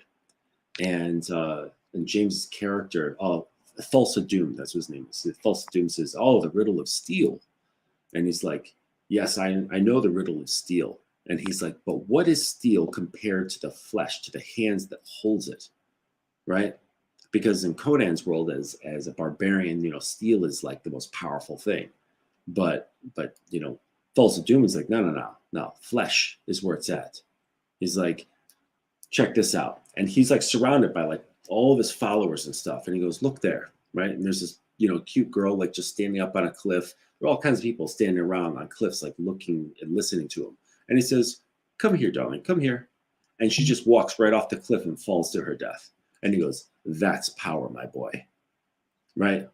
And so it's like, guys, they're so focused on the steel, this like wielding a thing, right? That's external to them, when really it's who you are and the power of your words that can deeply affect someone, to inspire them to do things that maybe they normally wouldn't do, like walk off a cliff. Now, I'm not suggesting you make women walk off a cliff, but metaphorically speaking, yes, right? Metaphorically, speak to them and tap into something inside them that they to do and feel and think in ways that they wouldn't normally do, feel, and think. And you know And, what? That's really the feminine submissive, honestly. And, mm, and you need to make some content soon about it. I've been touching on something. I'm not going to get too deep into it on this, but I talk about like Enochian mythology, right? And I also talk about like a big aspect of social programming comes from religious conditioning. And one of those big things for me comes from like the context of like what fornication means in the Bible, and looking up the history behind that. And mm, a history surrounding that had nothing to do with two unmarried people having sex with each other. A lot of it had to do with ritualistic temple prostitution. And some of the best examples of what ritualistic temple prostitution within Sumerian, Mesopotamian, and ancient Babylonian society looked like transpired within the Conan the Barbarian movie series. So, like, especially the one with James Earl Jones, and you'd see the parties that they would go to, that would be a great example of what that looked like. And the thing to understand is that if unless a woman is really submissive with you, even just expressing that information can feel like gaslighting or brainwashing when you're Mhm. very accurate information. And that's why being observant of where that woman's mind state is such an important thing when you're interacting with her. It's not just Yeah. about the body. The body is an important thing. Don't get me wrong, because there are times there's a man who can be great to a woman, do everything to try to make sure that she's good, and he can lose that woman to a man who has some better dick. So don't let me say that Mhm. or come off as if sex is unimportant, because it is. But Mhm. it's not everything, and it's not the most important thing, but it's a binding thing. Just like I got a video where I say that sex is a band-aid, right? But sex is not a bad thing as a band-aid. If you have an open wound and you're going out into public where you're subject to interacting with other people who can see your dynamic, if you don't have that band-aid to cover up your wound, then it's not going to accurately be able to heal because of opportunistic infections. Mhm. Now, if it's already infected Yeah, and you got gangrene going on, a band-aid's not going to do shit. it- yeah, It's just going to make it look socially acceptable. But man, you need some real medicine. yeah. But it's the because one thing I've noticed is this, right? And I don't know if I'm the only one who's noticed this, but I've noticed that in a lot of relationships, once you stop fucking, you're one argument away from one disagreement away from a breakup. Hmm. And a lot of people probably should be with their partner. A lot of people in this space are very heavy on just abundance mindset, kicking people out to the curb. Sometimes people probably should be with the person that they're with, but because they've allowed power struggles to negatively affect their sexual attraction and dynamic with their partner, they have no way of reconnecting long enough to actually communicate and work through the issues that they have. So the moment that they stop fucking, it's just they're one disagreement away from a breakup or a divorce where they probably could have worked that shit out. And Yeah. it's something I've noticed. Maybe I'm a young guy and I don't know better, but for me, that's one thing I've noticed. Well, yeah, because you know, if you've been with somebody for a while, like it's hard to have sex and not have like any kind of vulnerability over a long period of time, right? Because this person is getting to know who you are beyond what everybody else sees, right? And so, but it's like when you're coming back with having sex, it's like this. It's you're constantly like reconnecting on what seems to be the most base level you possibly can, right? Like sitting down and having conversations, you're using language and thought processes and all this shit. Like when you're having sex, there you don't have to talk at all, right? And you can say a lot, and you can connect, very deeply without any sort of like ritual or spirituality or anything like that. Um, and yeah, you're right. Like they kind of let life sort of like cruise on by, and that intimacy gets kind of like pushed to the wayside. But this, I would, like guys, they like to blame women on this shit, but I am one of those dudes who holds men accountable for this sort Yes, of stuff. I agree. I agree with you. I'm not gonna argue with that. As most of the time, Like, that's oh, you should stop putting out or something like that. It's like, no, dude, you're just fucking boring. Like you need to inspire your own creativity, and learn how to enjoy, like first I think learn how to enjoy mind fucking your woman at the same time as fucking her, because it's like I know I get more interested in sex when she's getting turned on without me touching her, and I agree. she's sitting there like sending me images from work, you know, like doing all kinds of nasty things when she shouldn't be, right? Or telling me she's thinking about all these things because of the little seeds that I'm planting, right? Now, if I didn't plant those seeds, that energy would kind of fizzle down, and then I would be getting the sexual energy from her. But if I keep those seeds going, by the time we do get together physically, that's when there's that greater, I get her desire to fuck me, right? Her desire to touch me, to smell me, to hear me, and that's what turns me on, and that's like that gets me going. It's like, okay, yeah, now I want to have my own intimacy. I can agree with that. Like, let's say we're looking at Brody scale of sexual attraction, right? Mhm. And ranges from 5 to 10. Like on a 5, it's like you have to be your husband or directly transactional. On a 6, it's being persistent or pulling away. On a 7 level, it's plausible deniability or utilizing her love languages. On an 8 Mhm. level, it's directly, right? Direct sexual attraction. That's the pure sexual attraction starts on the 8. But then you on a 9 level, she actively desires you to where you don't even have to be direct or bold about your desires. You're just communicating with her non-sexually, and that creates a desire. And on the 10 level, you don't have to communicate with her at all. She desires it. And I believe that Mhm. 8 level is really the foundation through which you should be looking to establish a relationship. I think that below that 8 level, the desire for emotional, social, or financial investment to give her plausible deniability for her to feel comfortable enough to engage in sex based off of her social battery is something that's going to muddy the waters of your dominance, and it's going to lead eventually to a very toxic relationship. Mhm.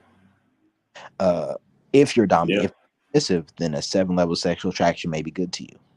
Mhm. I think most men don't accept the extremes of situations. Most men don't say, okay, cool, either I'm going to carry myself in a dominant way or I'm going to be comfortable being submissive up then or even cuckolding me, right? Like I say, either you're that guy or you have to let her fuck that guy in peace. Let her fuck that guy in peace. Yeah, you got to make a choice. Either you're going to be that guy or let her fuck the guy. Yeah, yeah, that's funny. But if you just clip that, I don't think most dudes would fucking understand that shit. Because she's Yeah, still going to fuck the guy. It's either you're that guy or she's going to fuck someone else. yeah, He has yeah. to. Seriously. And as a man, like you got to be all right with that sort of stuff. You know what I mean? Like again, like that takes like emotional control, like vigilance. Like if you are like a dominant masculine, it requires a certain amount of detachment. Like you can't be dominant and be fully into your emotions. Like it just doesn't work. They don't work well together because Femininity corrupts dominance. right. Well, it allows you to it creates instability, right? Because like emotions can easily be swayed and altered and modified, and they can be pressured and released and all this sort of stuff, and that can upset the direction of you know the direction of where you're going. It can upset your structure, And I, and and it's like, so you really have to learn, guys really have to learn how to have some emotional stability, and not let it you know make you do shit that you normally wouldn't do if you had your head about you. and I think another way that it disrupts stability that people don't think about oftentimes is that when the red pill talks about shit tests, they're not lying, right? It's just that when you're a very masculine dominant individual, oftentimes you may pass so many shit tests that you don't even recognize how many are coming Yeah, your I was just gonna say that. way. That oftentimes what happens is that if you're too overly focused on being emotionally caring and sympathetic, empathetic, and understanding, that there may be instances where that woman is saying something that she doesn't truly want because she's testing you, and because you don't know who you are or what you want to do, you give into it, and then you don't get rewarded for acquiescing to her desires the way that you feel like you should be, and it leads to a feeling of resentment. You have to accept that there's only two ways of avoiding wasting your time. Either do what you want to do because that's what you want to do and only deal with people who want to do the same thing, or to desire somebody on a level to do what they want to do and to do it from an intrinsic place where you don't feel like you're wasting your time. Those are the only two ways to avoid wasting your time. Outside of that, everything else has a risk involved with it. Yeah, yeah, So either yeah. you the submissive role or you accept the dominant role. But to think that you're just going to try to play this game of being equals in a relationship, I don't think that it works the way most people try to act like it does. I don't think it does. Yeah, I think honestly that I think this happened the last time we were at just a private phone call.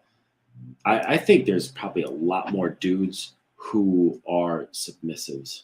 Either uh, like submissive, yeah, just like, and they're not really recognizing that they are subs, and they get passed off as being simps. And I think if they had more knowledge of themselves, they would be able to fit that role. But it conflicts. There's like a conflict of interest because their social conditioning says, oh, you should be this way, right?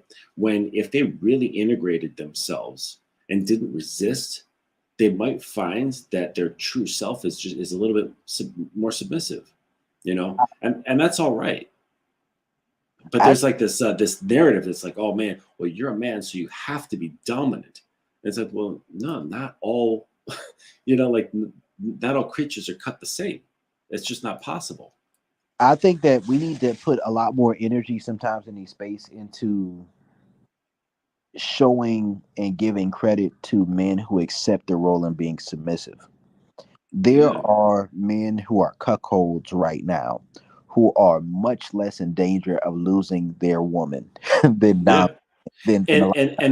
and they're also happier and more satisfied, Exactly. right? So And that so is their woman. Like they're like it's all, but guys who don't understand, looking at a guy who's like that, who's fully integrated, and they look at that and go, he's a bitch, right? And it's like, no, actually, you are, because you don't know who the fuck you are, I right? have more respect for a cuckold than I'm gonna be honest with you. I have more respect for a cuckold than a simp. I'm gonna be honest with you. Yeah. Because there's a certain level of self-acceptance and emotional discipline that a cuckold has that I may never have. So I can never look down on that man because I Mhm. understand that that's not weakness, that's security that allows him to live that particular type of lifestyle. So Mhm. I can never look down on what he does, but I also wouldn't allow him to look down on what I do because he probably can't do what I do either. No. So, we have to accept that there's different roles that people play within life and to not look down on the different roles. And that's a very negative thing that happens sometimes. Mhm. Yeah, I was actually thinking about that when I was talking with that couple, and it's tough because I didn't want to bring it up, but I might have to with that couple that I mentioned before, with the wife, and just make a suggestion to her that there's a possibility that her husband is not the dominant masculine that she wants him to be, and that she might have to accept him as a more submissive man. And the tough part about it is this right here. I think some men Mm. were just socially programmed to be in a submissive position by society. I know when I was younger, I was in that position. I think a lot of men were because Yeah. we had a fear of our own dominance. But I think that there are also some men who were programmed to be in more of a masculine position when really they're more feminine. And I think that in some of those situations, some men, when they come into a knowledge of understanding female sexual nature in themselves, that they will take a dominant role. But some men are going to have to get to a place where they embrace and accept the fact that they're a submissive. But I'm gonna be honest with you, and this is something that these men have to accept. Once you embrace submissiveness, one or two things or both are typically going to happen. Either you're going to accept and be turned on by the fact that your partner has multiple other partners that are better than you, or two, you're typically going to be put in a position to be penetrated and experience orgasms from penetration. Those are things that come with the feminine submissive. It's typically one of the two or both. And I Hmm. think that if people don't accept that, then they're oftentimes going to be too in the middle to truly experience the best out of any experience that they have. Yeah.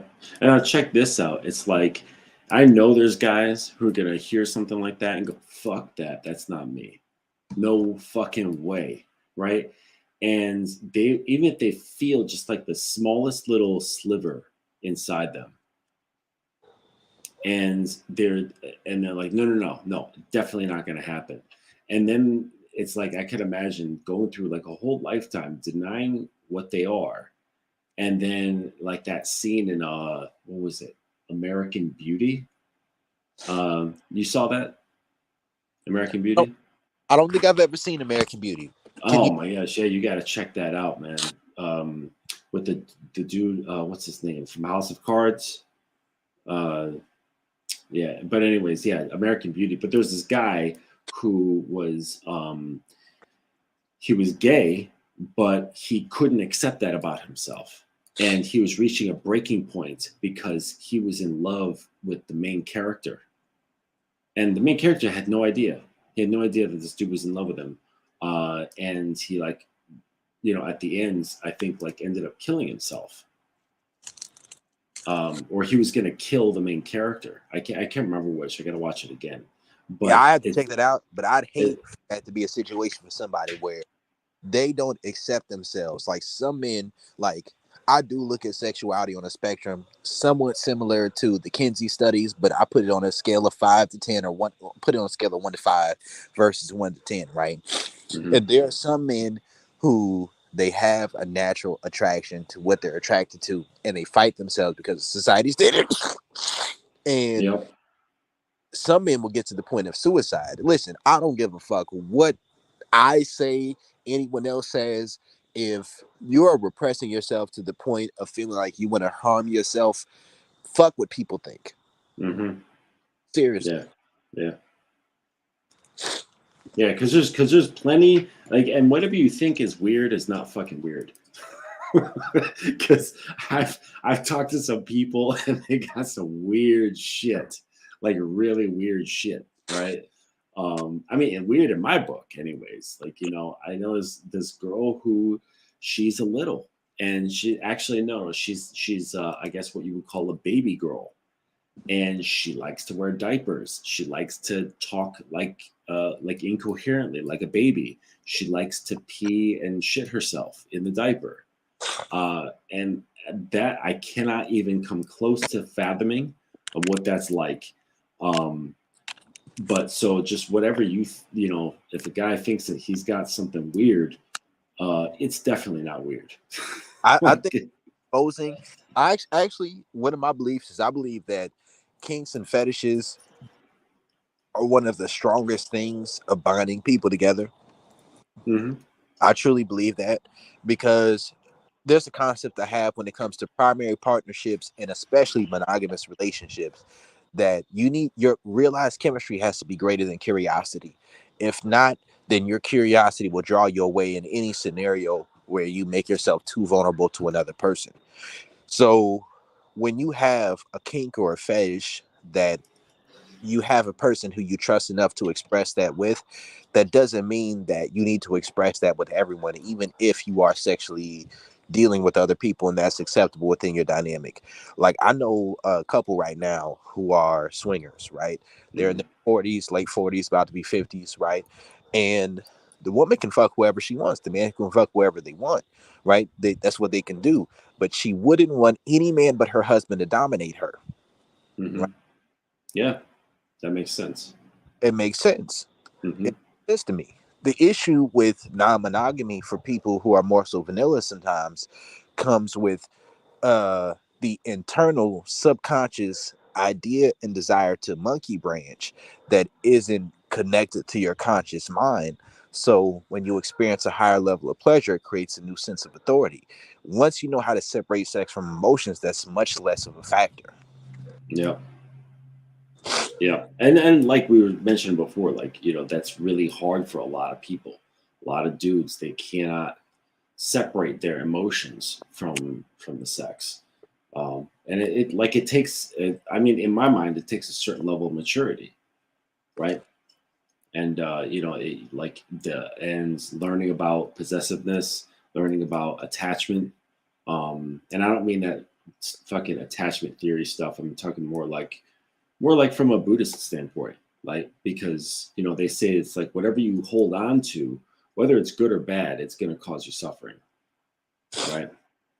And so it's like you can still hold stuff, but you don't want to grip it, right? Because once you start gripping something, that means When it goes away, and everything goes away, right? Because everything's impermanent.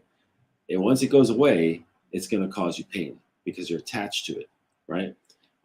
So, any experience, any person that comes into your life, you could just hold them like in the palm of your hand, and you don't have to grip them like it's, but that's contrasted with a lot of the fucking media nonsense and literature that's been going on for hundreds of years about this like passionate romantic love that is all about attachment, all about really trying to control someone, and like maybe not control them, but just hold on to them, and so they can't ever play with anybody else, right? Like you're mine, all mine, and nobody can play with you. No one can see you.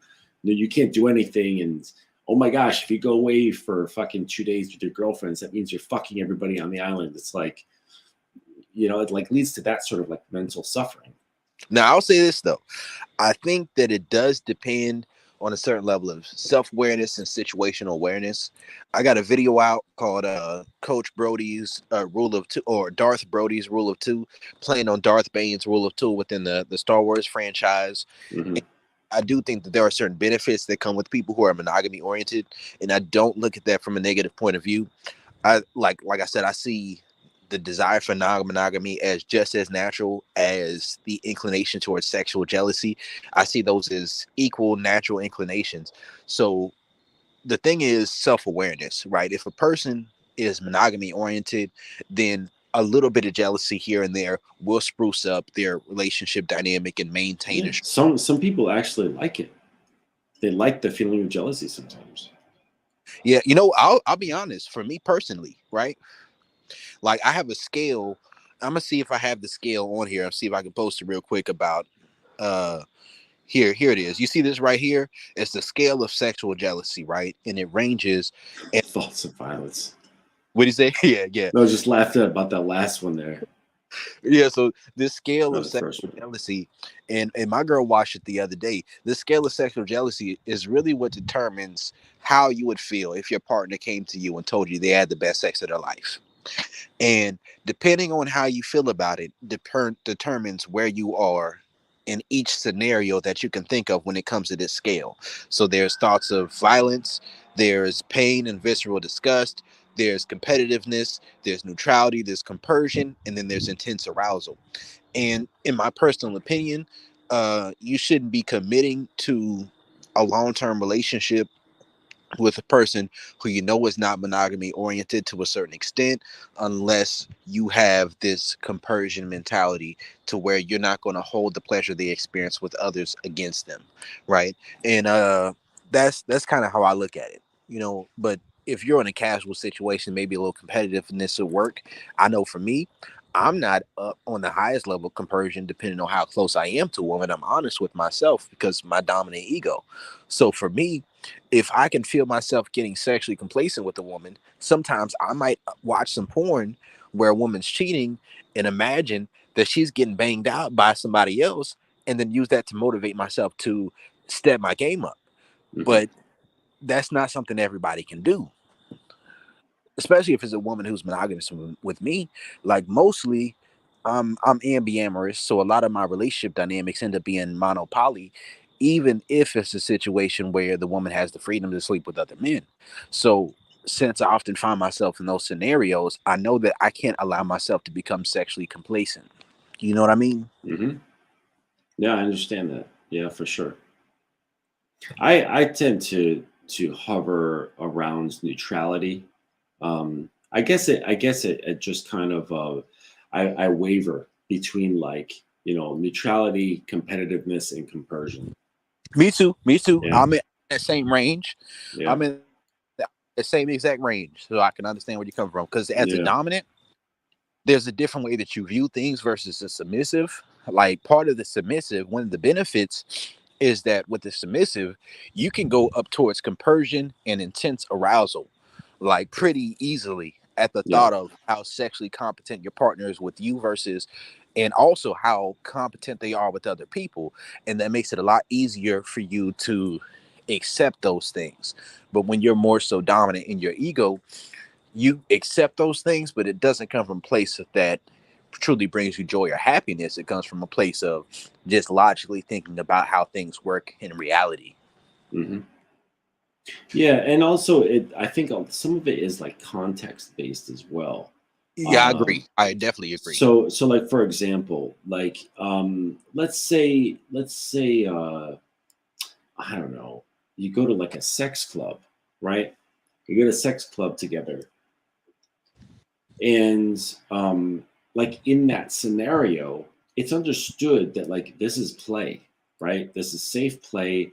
No one's getting hurt. No one's like starting relationships with these people. No one's exchanging phone numbers or anything like that. Like everyone's just there to have experiences, have fun, safely, and so on. Like that's something where like I would say compersion is higher, right? Where you just have to be. Now, if for some people, they might find out like, holy shit, like I really like seeing my girl get fucked by somebody else, or she might be like, oh, I love seeing my guy fuck somebody else, and then it turns into arousal, right? I couldn't. I mean, I've not been in that situation, but I'm not discounting it. I don't think it would happen, but it's one of those things where like it's in the realm of you don't know what you don't know, and so I have no idea. But from my past experiences, it wavers in that neutral and compersion and the competitive zone, and I think it's a pretty healthy place to be. I think it is. I think that being in a state of like, if you're highly monogamy oriented, like let's say you and your partner were both virgins when you met, and then from being both virgins when you meet, then they sleep with someone else. I can definitely see you experiencing this visceral disgust and pain at the idea of them sleep with someone else, because you don't know how that's going to affect their emotions if, to your knowledge, they've never experienced this with someone else. I don't Mhm. think that makes someone insecure to feel that way. And But that that's type, a very rare occurrence. it's very rare. it, it is very Yeah, today find two virgins to get together. I mean, shit, maybe if they're Amish. You know what? I've met men. It's crazy. I've met men who are in their 20s, and even some men who are close to their 30s who are still virgins, and weren't. Oh no, I'm not saying they don't exist. And actually, virgins are the number of them is actually increasing. This generation has the highest number of male virgins than any other generation. I've had some Um, friends who were attractive guys who were doing music, who were playing like saxophone, piano, all type of shit, who are virgins into their mid 20s, and that shit blew my mind because I wasn't a virgin when I went to middle school. So it's like it's mhm. hard for me to grasp that, but that's a lot of guys experience these days. Yeah, yeah. But I was saying that it's going to be rare for a virgin man and a virgin woman to come together, Yeah, right? somebody needs And to experience and take the dominant role. But it's interesting to think about what happens when it's the man who has less experience and the woman has more experience, and he wants to be in the dominant role. It's not impossible. I've done it before, but it's just mm, have to have a certain open mind to certain experiences, because you have to understand that things are going to work a little bit different. You know, yeah, uh, but you know what? Quantity of experience doesn't equal quality of experience. Some women have no. but dozens and dozens and dozens of guys that have never had an orgasm from penetration at all. And that's the funny thing about these dudes who are obsessed with the fucking body count thing. It's Exactly. like they don't realize that the vast majority of those dicks have been average to poor, because most guys have terrible bedroom game. They've got terrible game just in general. Like they don't know how to talk to a woman properly. They don't know how to inspire her mind, inspire her body, her spirit, and to get her fully immersed into a situation before it hasn't even happened. Right? Like most guys can't even do that. Right? They just kind of want to go in, fuck, and like think that they did a good job because they pounded her out hard. It was like, man, no. Most women haven't even had orgasms from sex. Yeah, and that, you know what? That's really, and I think that kind of ties into the topic that we brought up Mhm. about the submission and gift. It's like, no, part of submission on one of the smallest levels of submission is just giving yourself over to pleasure in the moment, right? And as But if it's not being led in the right way, how are they going to do that? exactly, and main things that I've offered to women was the opportunity to be submissive with me. Not that that's what they were offering me, it's what I was offering them was the opportunity for them to be submissive, Mhm. feel safe in that. And when that's how you're interacting with women, then there's different benefits that come with it. Well, you sounded like Lestat right there. I'm offering you an opportunity of a lifetime. You know what? Let's stand Scorpio just like I am. You know what I mean? Scorpio game. Yes. Yeah.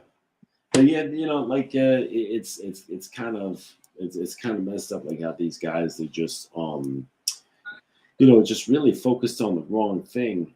And again, it's like they focus on all that crazy body count shit, not realizing that like these women's experiences haven't been all that great.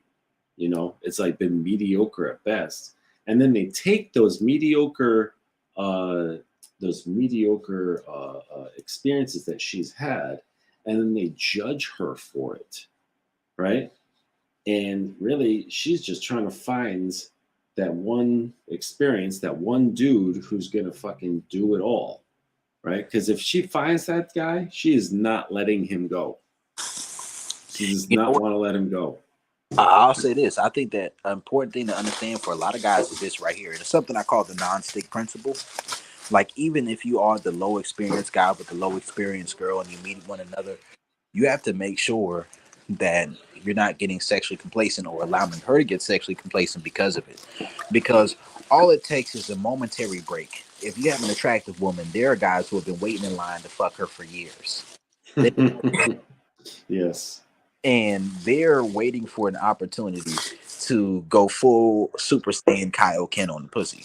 And you have to make sure that you've taken her to a place sexually, emotionally, and mentally to where she's not going to be overly moved by that to the point where she just forgets about you. Because really, I've been in that position as the other guy, right? Where I've met women who have been in relationships for years, even had a baby with someone, and the moment I stick it in, it's like they forget all about the guy's existence. And sometimes you're in those situations like, listen, I'm not going to be with you long term. You should probably take some of the things you learned and correct things with your baby father. But Mm-hmm. oftentimes, once they get that feel, once they get that taste of experience and dominance, they won't take it. But that man, he's giving dominance to other women because of his Madonna whore complex. So all the things that this woman truly desires sexually, he's giving it to someone else. That's what Mm-hmm. my book. It's different if you give her the right of first refusal. You know what I mean? Or in tenure, and she has the option to decide not to do it, and then you share it with someone else. It's a whole other thing if she's open to the acts that you want to partake in, and then you're sharing that with someone else who isn't nearly as invested in you. That's two completely different things. Mm-hmm. Yeah. Yeah, absolutely, man. I think we don't talk about that enough. Like, overstimulation is a real thing. The dominant and the submissive ego can both experience sexual addiction and overstimulation. And I think we don't talk about that enough because we try to have more of a non-judgmental, sex-positive mentality in these spaces. And I agree with that. I definitely agree with it. But Oh yeah, I mean, I know some subs that are addicted to subspace, yeah, and that's all they're in it for. And to me, that's pretty. That to me reeks of addiction. yeah, I've definitely had women who are addicted to going to subspace with me. Hmm. Uh, Yeah, because they get cool. high. It's I mean, cool they at get high in first. biochemicals. Yeah, it's cool at first until you realize it's a situation where the woman doesn't trust you as a man. She's just addicted to the experience of the chemicals in her body and in her mind, and she doesn't truly trust you. She's just addicted to you. Hmm. And no matter how good your intentions are or how good of a man you are, it doesn't matter because she views you as something that's contrary to the goal she sets in her self-actualization of how she wants to view herself. Hmm. And it's tough, but sometimes you just got to eat that. You got to accept it. So I definitely understand what you're saying about it.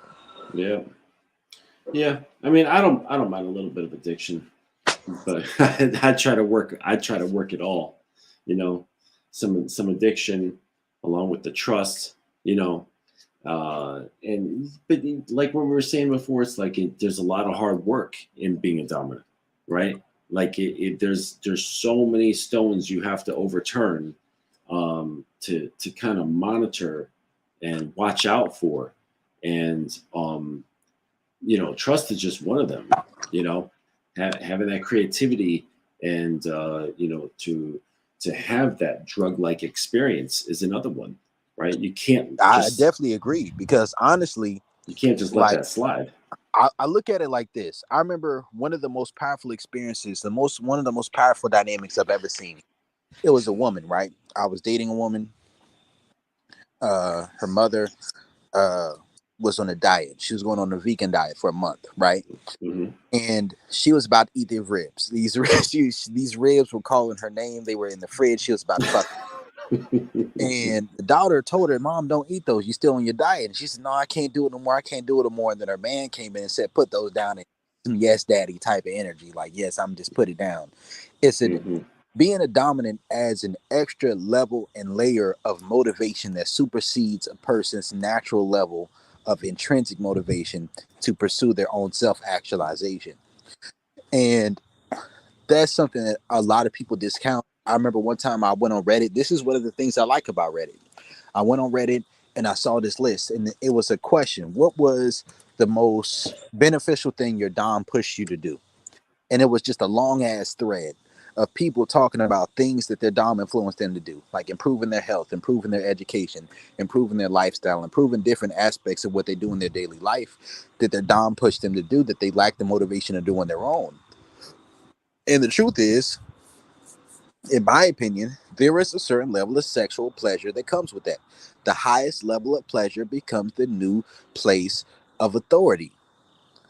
It's Hmm. just like whatever gives you the greatest feeling of escape in life is going to be what has the most control on a feeling and subconscious level when it comes to decisions that you make, even if it isn't a conscious decision.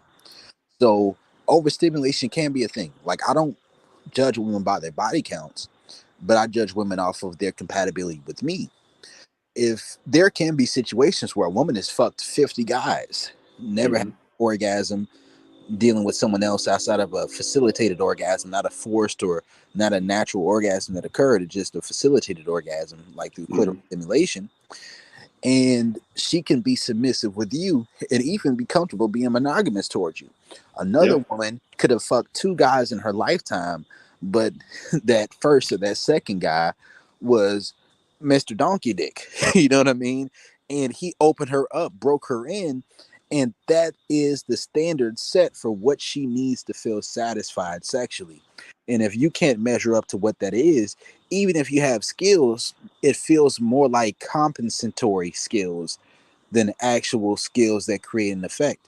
So Hmm. that compatibility is not based off of the number of partners, it's based off the quality, not the quantity. So I Yep. won't say the sexual past doesn't matter at all, but the number of partners isn't really what determines the quality of that experience. And sometimes the higher the number of partners means the less quality of experiences she's had. Yeah, it very well could be. I would say that for a lot of women, that's the case, where they had just a shit ton of crappy experiences, and with a couple good ones thrown in there, and for different reasons, right? Because it could have been for a whole myriad of reasons why that one dude was just a great session, right? Or a great boyfriend for a little while, or whatever. You don't know. And so that's why I gotta get a little bit annoyed by dudes who look at these, like, make these blanket statements, right? Like, oh well, if she has a high body count, she's more likely to cheat. It's like, in my mind, I'm like, well, you haven't been dating enough women to know that that is not a factor. Like, a girl who's been with two guys could fucking step out, and a woman who's been with 100 could be really faithful, right? That's true. That's 100% true. And what's the difference between, like, like getting dick by a bunch of dudes and or by a couple of dudes a lot of times? Like, there's I think the difference is that if it's been a couple of dudes a whole lot of times, then maybe one of those couple of dudes could have taken you so deep into subspace that you've built a resistance to dominant energy to the point where a man would have to be so dominant, damn near towards the point of what could be considered abusive, to take you to a place where you're receptive enough to receive his program, Yeah. and becomes an issue. I've seen that, and I think that there a pattern that I've seen is that is sometimes coupled with anxiety or depression. Yeah, because it's like cup theory, right? If Mm. your cup gets too low, like typically what I say is this: when a woman's cup gets too low, she's typically going to do one of three things, right? She's either going to deal with the beta male, a weak dude. She's either going to go deal with women, or she's going to go celibate. Hmm. But if she chooses to continue to deal with men who are dominant when she's in a low cup space, her cup is going to get so low that she's going to experience mental health issues. Yeah. Yeah, Guaranteed. I saw this like of a couple of times in like those groups where there's been like, hey, real talk, I've been at this for a little while now, and like nothing excites me. Like I don't get turned on by anything. And this is like people who've been at this for a while, and they're like, it's like probably like a combination of overstimulation, getting burnt out, mixed with depression, and wanting to keep pushing the envelope harder and harder and harder. Kind of like, any drug user, they're, say they're like, they're cocaine, like something hard, and a little bit does the job, but then they keep going. They have to take more and more and more just to receive that same high that they had before that first time. And so it's like they're trying to go for to reach that same feeling, but they got to push harder. They got to get whipped even harder. Right now they're getting into fucking fire play and like I know some knife people play define, and but shit like that. I got friends who are some doms. But the thing is this right here: it's like that overstimulation it's a crazy thing, and a dominant overstimulation can happen too. Like Yeah. when I watched the story, when I watched on Netflix, Monster, the Jeffrey Dahmer story, right? Mm. He was somebody who went through dominant overstimulation. If you really think about it, when you Yeah. hear his stories of how he felt about his encounters, he wanted a certain level of control and dominance, but his dominance and his desire for dominance went so far above what a person could actually consent to that he had to live a duplicitous lifestyle. Like you Yeah. want to make sure that your dominance doesn't transcend so far in your desires that it becomes so unrealistic that you feel like you have to lie to people. If you feel like you have to hide or lie what it is that you want to do in the grand scheme of your dominance in order to deal with an individual, then chances are, especially if it's hurting somebody, that you're overstimulated. You need a detox. Yeah. And I would say, yes, when it comes to conventional society, yeah, you're probably gonna lie. But if within the lifestyle you're having to lie to people, then you're probably going a little too far. Yeah, that's you're Like probably if it's weird for people like you and me, then it's probably going a little off the edge. like I'm not going to judge somebody who's into like P play or nothing like that. I met women who ain't Scat. like I'm not gonna judge somebody who's into a whole lot of shit. So if I'm gonna judge what you're doing as something that's negative, you're probably pretty out there because I'm pretty open minded about things, and I Yeah. think that's a good way to judge things sometimes. For me, Because it's just scat and blood. Like I can't do with that. Scat, blood, that's it. yeah, I draw the line there as well. Like Mm. I draw the line there as well. Like because I'm gonna be honest with you, part of getting a woman comfortable with certain aspects of her sexuality is accepting the worst case scenario. So like you're dealing with a woman who is worried about squirting. This is something I used to deal with a lot when I was younger, right? I would Mm. deal with women who I'd have sex with, and then they would be grimacing or they'd making a face, and I'd ask them what was going on during sex, and they'd be like, "Oh, I thought I was about to pee." I'm like, "Hold up, you might as well just squirt." That Mm-hmm. just got to squirt. If you got to pee, just let it out. I'm gonna say you squirted either way, and that's a way of looking at the situation that takes the stress and the pressure off of it. If a woman's submissive with you, you not caring if it's pee as a green light to let it go. A woman who's not submissive is still going to worry about what she thinks about it, and Mm-hmm. that's a good way of judging it. But at the same time, like I've listened, there are women who a man can lose. Like a man can give a woman a bunch of orgasms, even from penetration, A spot. Mm-hmm. Then if you've never given that woman the G spot squirting orgasm, then you can lose that woman due to a squirting orgasm. And I'm just talking some real shit right now. I'm just saying how things can really go. A new level of pleasure, a new spot that gets activated can create a new place of authority, where that's the new place where a person desires to designate someone as their dominant. So you have to understand the different spots. Like for me, part of how I gauge compatibility for me sexually is off of the different types of orgasms I can give a woman, the different experiences we can have. Mm-hmm. So it's for me, typically it's going to be before I'm willing to entertain a woman as something long term, I have to be able to give her an A spot, G spot, a squirting orgasm, and a cervical, and maybe a throat orgasm and a cervical orgasm. I got a list of things that I would need to see and experience, because I know that I don't have just some impenetrable ego, right? Mm-hmm. I don't have this, like some people act like their ego is impenetrable. Mine is not. It's not. No. But there's a certain level of things that I can experience with a woman where I'm like, okay, this is all the things that I want to experience. So she experiences something else with someone else that doesn't really bother me so much.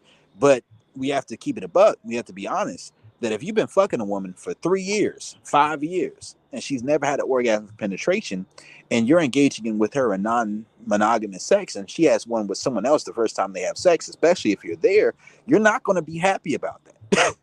No. Let's not lie to people. let's Yeah, when you mentioned something interesting, like with the girl, she squirts, or little pee comes out, and she is feeling a little bit embarrassed about that, or resists it, and feels a little bit embarrassed. Like when I was mentioning about windows, like to me, that's a window to see if there's any sort of shame or degradation kink in there. I love it. Listen, I made a whole video on the degradation kink. Mm, It's really one of my favorite things because I'm a degrader. I made a video about degradation because wow. I made a couple of them, because degradation kink is really one of those things that bypasses the feminist modern woman mentality when it comes to relationships. Honestly, Oh, yeah. like a woman can be a feminist all day, but when she experiences a man who she taps the degradation kink with, she will betray that feminism every point along the way. Like, Mm-hmm. but if she never taps into the degradation kink, then the idea of being reprimanded or being given correction or being given instructions will feel so degrading that she will fight against it at every turn. And it's not that you're actually even degrading the woman.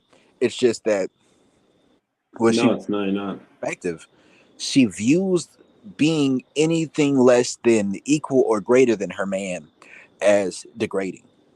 Mm. So a degradation get crank kink gets a See woman. that's right up there with what we mentioned beforehand, like with the the working independent woman who's got all this power outside and then wants to just be submissive inside. It's like that outwardly feminist woman who you could never say anything to out there on the street, but yeah, she wants to be told that she is nasty, that she's worthless, that that she's the dirt under your shoe behind closed doors, and just loves it, revels in it. And guys, like hearing this on the surface might think, man, that's really fucked up. But for the woman who's this kink massages that part of her inside her, that actually gives her a great sense of freedom and release to I be able agree. to feel that, to be in that position. I agree 100%. And what you said just now, that was very powerful, because at the same time, there are a lot of women who have a very submissive lifestyle, masculine submissive lifestyle that they have to live, and it makes it difficult for them to be open to being submissive. But oftentimes, women who have that independent mindset, who are very career driven, they oftentimes are more submissive than the average woman that you'll come across. And most guys, they won't understand that or see why. But yeah, Hmm. I think if you ever have a conversation with prostitutes or sex workers, they'll say that men who have a lot of money tend to be the most submissive men. Yeah, yeah, very very powerful. Like very powerful dudes. They because it's. I mean, just imagine having like just power and responsibility 24/7. Like if you're up there, like I mean, I don't have a super duper stressful life. Okay, So out in the world, it's like I don't have power. I don't have a whole bunch of people working for me. I don't have millions of dollars to manage. It's like imagine like being like that and then behind closed doors to be like that again. Yeah, I could understand that there's a bunch of dudes who want to give up power when no one's watching them. And I'll say this with those type of guys, I definitely understand where they're coming from, and I'm not mad at them, right? It's like, Hmm. especially if they're a cuckold or they're a particular type of man, it's like, I understand where they're coming from. I'm not looking down on them. I think we need to stop putting this negative connotation on beta males and men who are submissive, because some men are submissive with their women for a reason. Like, there are some women, and let's be honest, there are some women who can use their pussy power to make a man a millionaire. Let's let's not act like that doesn't happen. There are some women who have a program set up in how they interact with the man to where they can use the sexual attraction that the man experiences towards them to put him in a position and to influence him to pursue his purpose in a way where that man can ascend beyond what his previous goals and aspirations were. Hmm. We have to be honest about that, but it's the same thing with men and women too. You just have to know what role you're playing and play that role. I think Yeah. that's understand. And you can't get there if you're stuck in this like black and white. It's got to be this way or it's got to be this way. And because that's one of the best things that really uh, that I took from BDSM is that it turns everything into varying shades of gray. You Like know what? A there's lot of no rules. I mean, there are rules, but there's no like rules the way they are in the vanilla world. I saw a lot of people who had a very negative connotation and a very negative view towards 50 Shades of Grey. Yeah. And I didn't have that view of the movie. When I watched the movie, I'm like, man, this is some good shit. And, I mean, that's just how I felt about it. There are some things that may have been a little bit off, but nobody's perfect, and expecting perfection is setting yourself up for failure. You know, when it comes to these different type of things, some people their ego desires a certain level of control, and if you can use that control that you have to benefit another person, then you're qualified to be a dominant, even if it's something somebody else wouldn't agree with doing. That Mhm. doesn't make you a wrong individual or a negative person. And I Mm. think that we need to accept that and understand that. Yeah. I think like I have a better one is the Secretary. I fucking love that movie. Have you seen the Secretary? I haven't seen that. Can you send it to me? Bro. Sure. You want You to know, see you want to see some sick domination? It's in the Secretary. listen. You brought up about 2 to 3 different films or Yeah, series. I mentioned Conan the Barbarian, and I watched that. that one's just dope, fucking like old school man action shit with some game mixed in there. But if you want to see some really sick, well written domination, The Secretary, and So send it, please send it so I can remember that. yeah, I'll text it to you. Yeah, because I want to watch more shows that bring light to this. I remember watching, because I got a girl, and one of my submissives, and I watch like different things like 90 Day Fiance with her. Yeah, I'm not so big into my ego that I can't enjoy like a chick flick with my girl. Like, some dudes is so hard and they're trying to portray themselves as so hard that they can't enjoy simple things that come with life. Man, sometimes those dating shows are pretty good, man. I'm not gonna lie to you. And Hmm. up some game watching those shows. Like, sometimes I might watch Sisters, when in Tyler Perry shows. There's a Hmm. lot of game that's in that show.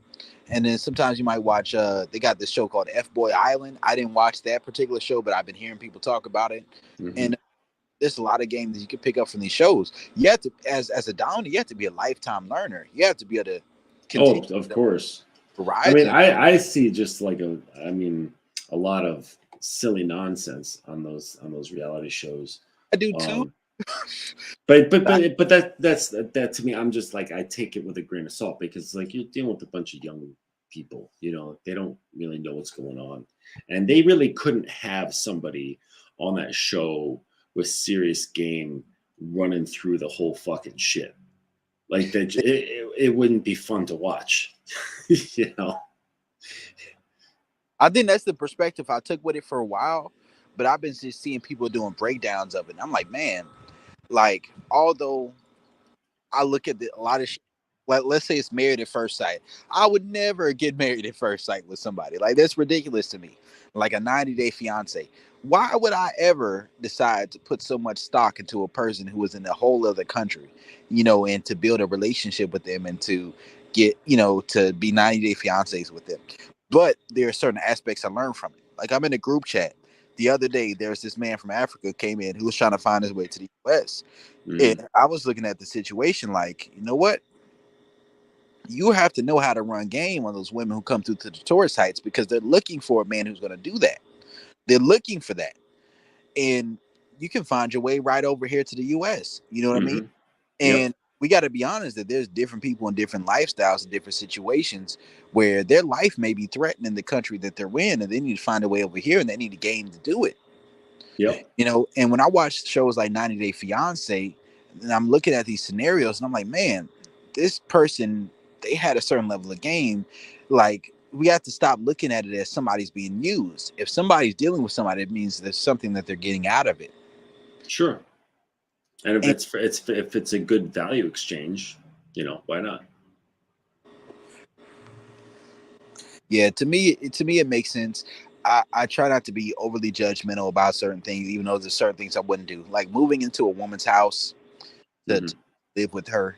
It's not really on my repertoire of my thing. You know what I mean? But at the same time, I don't judge like the Pookie and the Ray Ray, right? Hmm.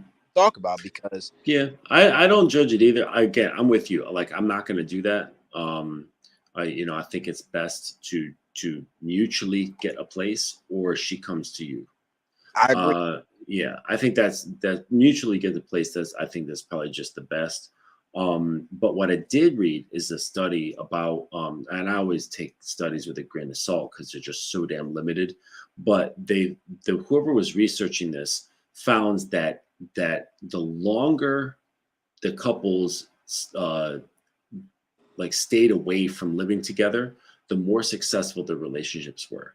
I saw a study like that too. So the ones that lasted a year or more before moving in together, they had a stronger relationship versus the ones who moved in together after 3 months. They were more likely to be broken up. I saw this thing where it was talking about like there's a lot of guys in the red pill who talk about not cohabitating with women or not getting married and stuff. And I'm like, I still believe in marriage. I still believe in cohabitation. I still believe in those, Mhm. but it's not something I would jump into. Like for me, it's a matter of saying, like, I wouldn't marry a woman unless she's worth alimony. Like in most men, they won't set high enough standards to make a woman to work to be worth alimony in the case that they divorce. Like to me, I look at these situations and say, you know, what are your standards? A lot of men have no emotional discipline with relationships once their emotions get involved. I can love a woman and still look at her in her eyes, right? Look her in her eyes and say, dick ain't free. Like, Mhm. I have a woman I love right now. I love her to bits. This is real. Like, I'm a man who loves a woman, right? I can still look her in her eyes and say, free. Most dudes can't even do that with the woman that they just met. Mhm. Well, and with that comes the power of being able to walk away. Because if you know that what you have is a gift, going back to the title, and it's not for free, then that means that you're willing to pull away what you have if they're not willing to quote unquote pay for it, right? Whatever that exchange may be, um, if they're not willing to earn it or whatever. Um, and I think that's also another thing that like a lot of dudes, um, they're afraid to do. And my students, they're trained to keep a hatchet in their back pocket, like at all times. Well, a metaphorical hatchet, and it's not like as if they're going to use it, but it's a mindset that it's always there. You know, um, Kind of like somebody who has like a concealed carry license. They're not they're not carrying it so that they have the like waiting for the opportunity to use it. No, they would rather not use it, right? But the thing is that having the mentality that it's there and that they could and they're trained and they know what to do and are ready to if necessary, right? And that's kind of the idea that I help with my students is like, you have to have that hatchet in your back pocket at all times. And if necessary, you're not waiting for the opportunity, but if necessary, you're going to chop off whatever it is that is attached to you. And you're saying, okay, I'll see you later, because whatever is happening here cannot be mended. It cannot be guided. It's going against the principle. It's going against the structure that I laid out here. And it's not going the way that I intended this to go. And so, or some principles were violated, or, something along the lines that's so severe that just the only option is for, like dismemberment. You know what? I can respect that, and at the same time, I have my students, and one thing that I teach on is taxing. You know about taxing? Having a tax like the government does.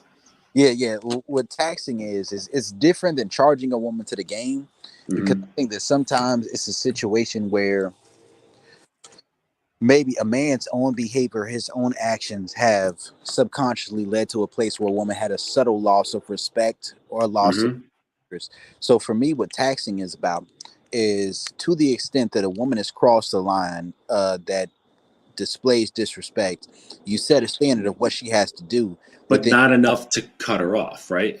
not enough to cut her off. Right. Yeah. Yeah. I know what you're talking about. Yep. Yeah. I Yeah. was only talking the extreme, like just the extreme.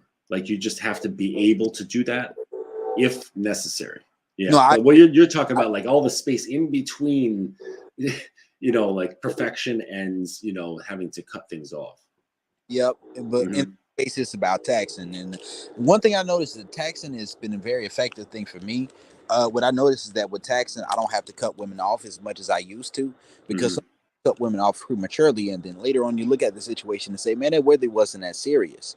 So for me, taxing does is it creates a platform for a woman to show desire and or respect to the extent or to a greater extent than what she showed in her disrespect or in how she carried herself, so that it influences, or maybe not influences, but encourages me to desire to continue to engage in that dynamic. And I think taxing is a powerful thing. And I think there are a lot of men who are married who get cheated on who should probably tax the woman instead of leaving her. Like that woman, she takes care of the home, she does what she's supposed to do, but she just got caught up. You didn't have enough game to put her on game, and she caught some outside dick. Well, shit, it happens. You know what I mean? But in that situation, you can say, okay, cool. Well, if you're engaging with someone else sexually, these are the things that I want. And if you want to continue to deal with me, then these are the things that I expect.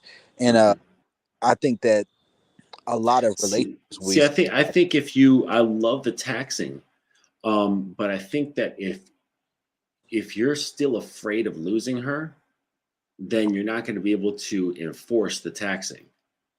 I'll say this.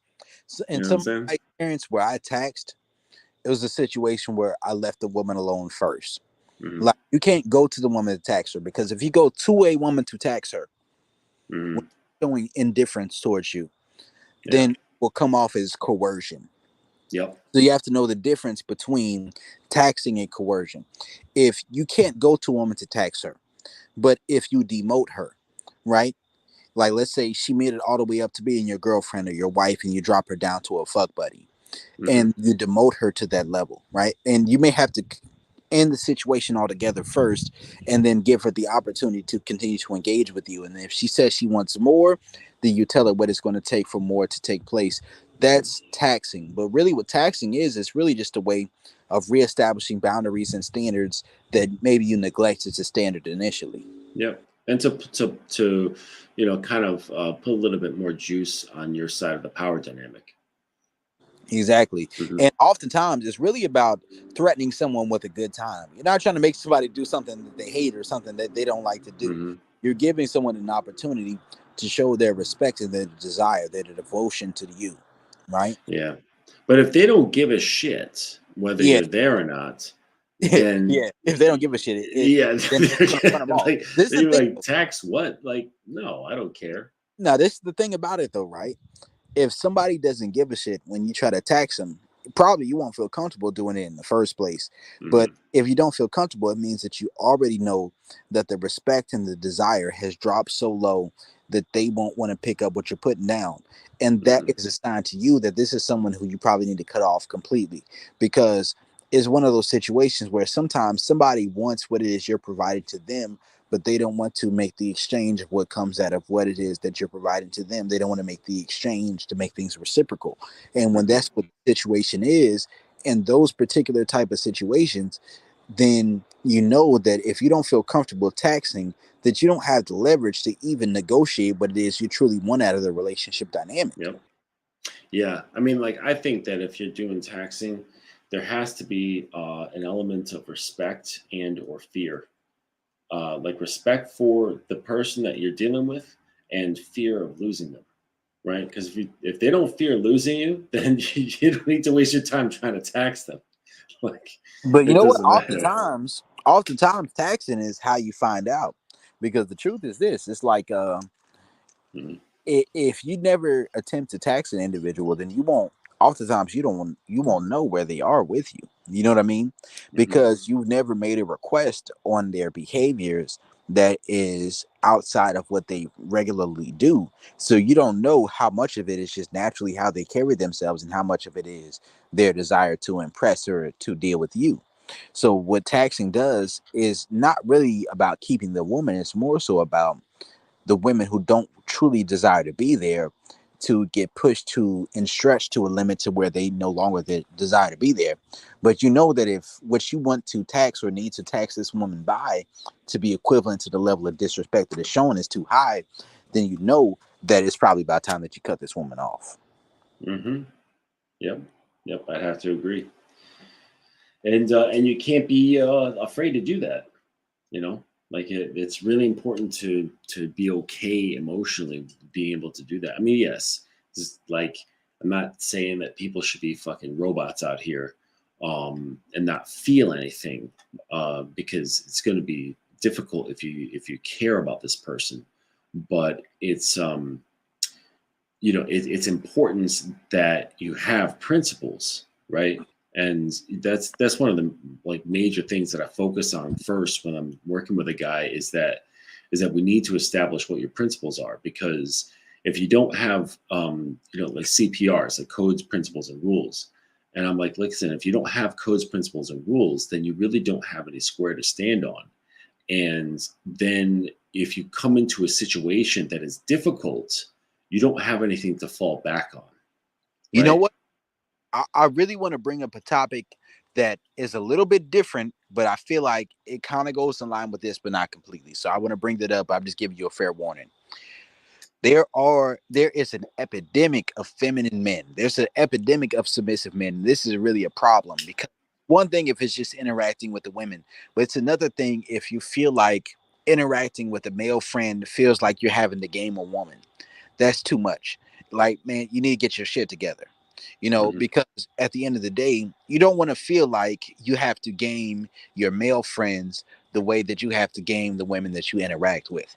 That's not what you're signing up for. It's too much work. And I think that some men in that particular position, they will do be kind of flaky. They'll agree to things but won't follow through. You know what I mean? Yep. They'll put you up on a pedestal in times where your charisma is at its peak moment, but then in the presence of another individual, or in the presence of affect you financially, then their tone changes. The things that they say, the things that they agree with change. And that's that masculine dominant men interact with masculine dominant men on a consistent basis. Because when you're interacting with men who are more so masculine or feminine dominant, there's a lot of issues that can come with that we may see it as, well, you know, 1 second. with the path of being masculine and submissive with one another. Like you and me being on this podcast right now, we're both masculine dominant individuals.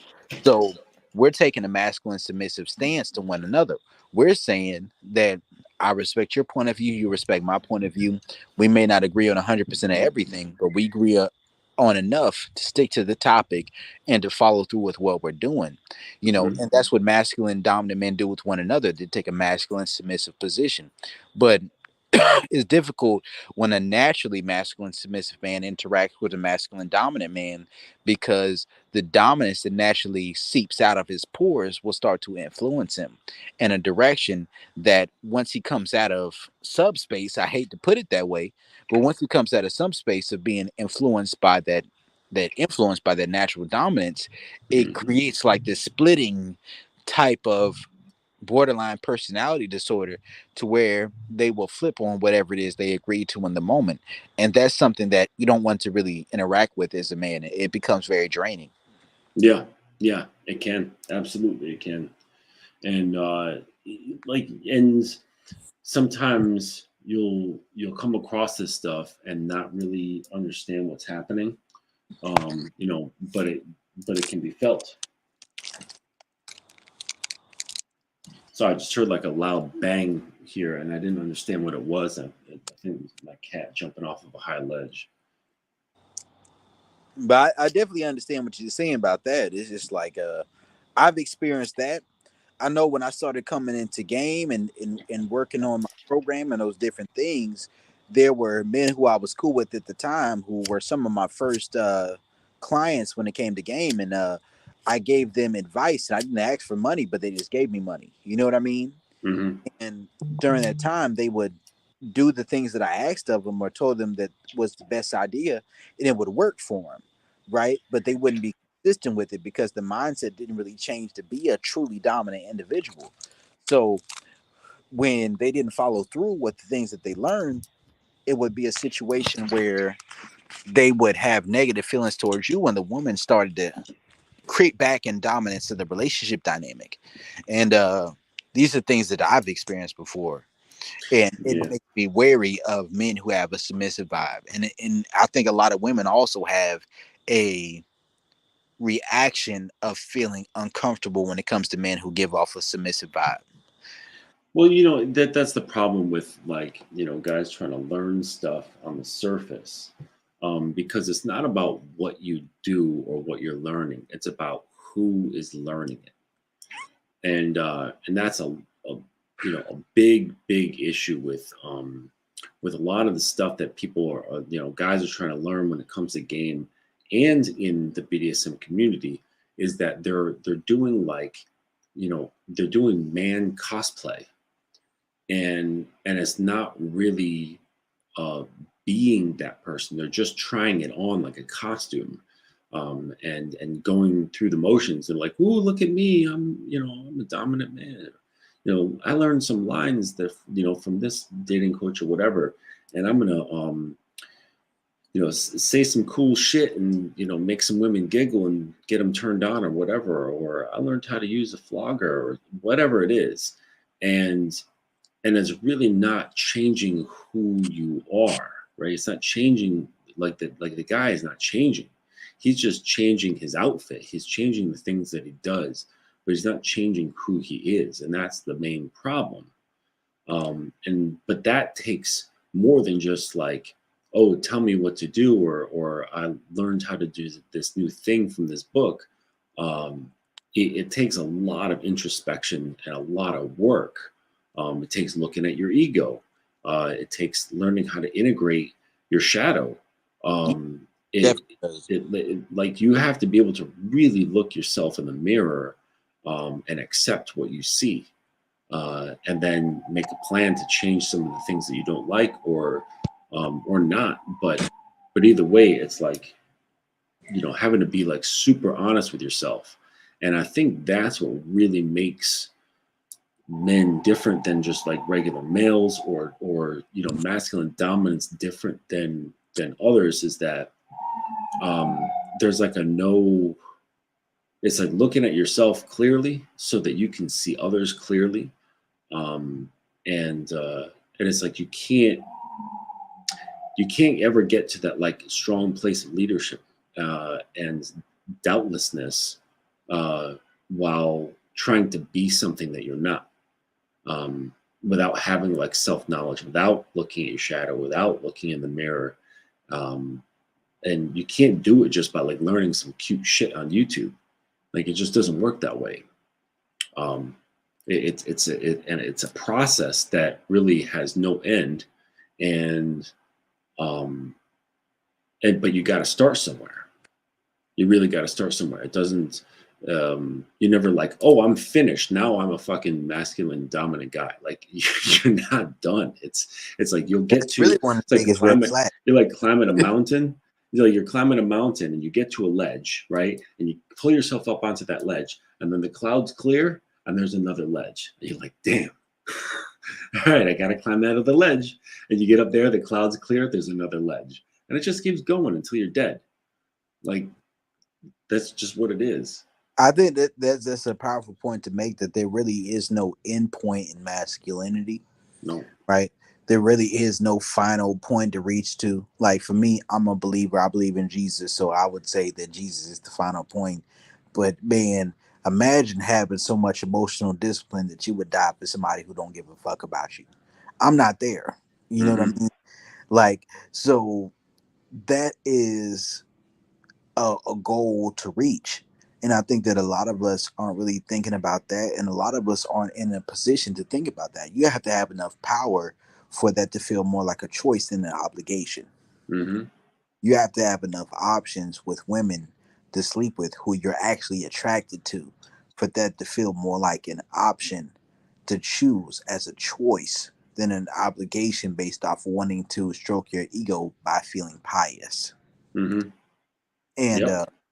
I don't feel like most men are at that place, and that's why I make the content that I make to help men. Like, because for me, polarity is not the goal. The goal is integration, right? No, polarity is a result.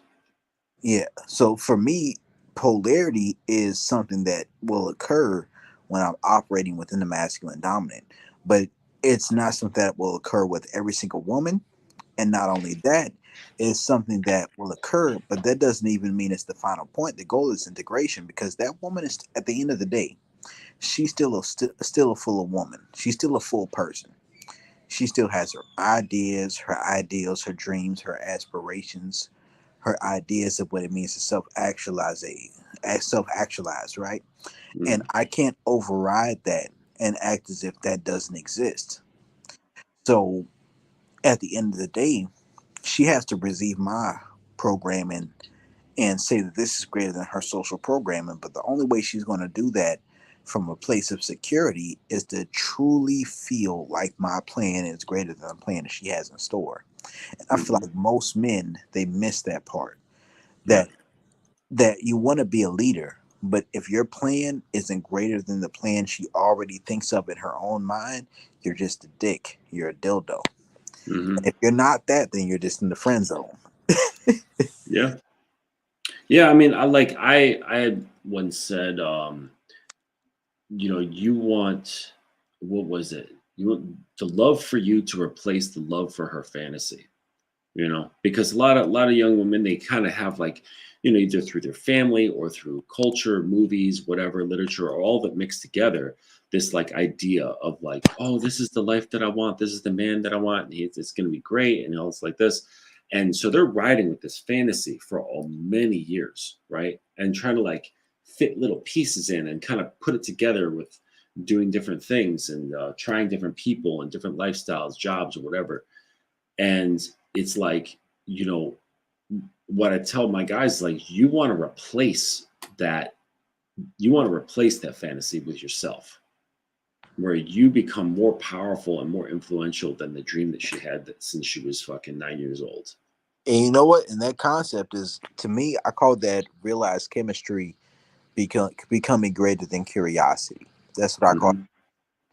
Mm-hmm. If realized chemistry isn't greater than curiosity, then even if you have a woman who is good to you and a good woman, she's still going to be a liability. And I feel like Yeah. men understand that. Mm-hmm. If realized chemistry isn't greater than curiosity, it's still going to be a liability, right? If realized chemistry becomes the greatest thing, then she won't even desire to do the things that could disrupt with your program.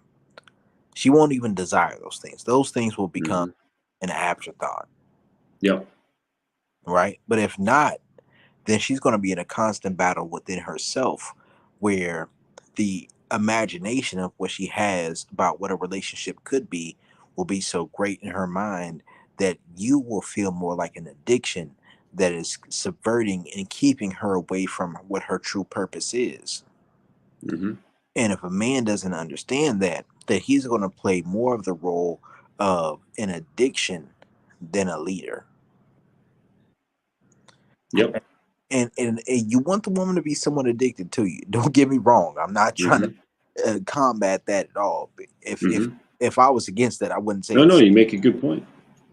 But at the same time, she needs to see you more as an added motivational system that helps her reach her goals of self actualization than as an hindrance that puts her in a position where she feels perpetually stifled.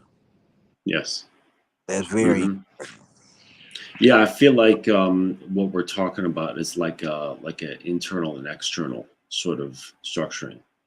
Whereas like what you're talking about, I mean, at least in my mind, it's like a more of an external, like an external system, right? What you just mentioned, you said like a guidance, right? Like a guidance system.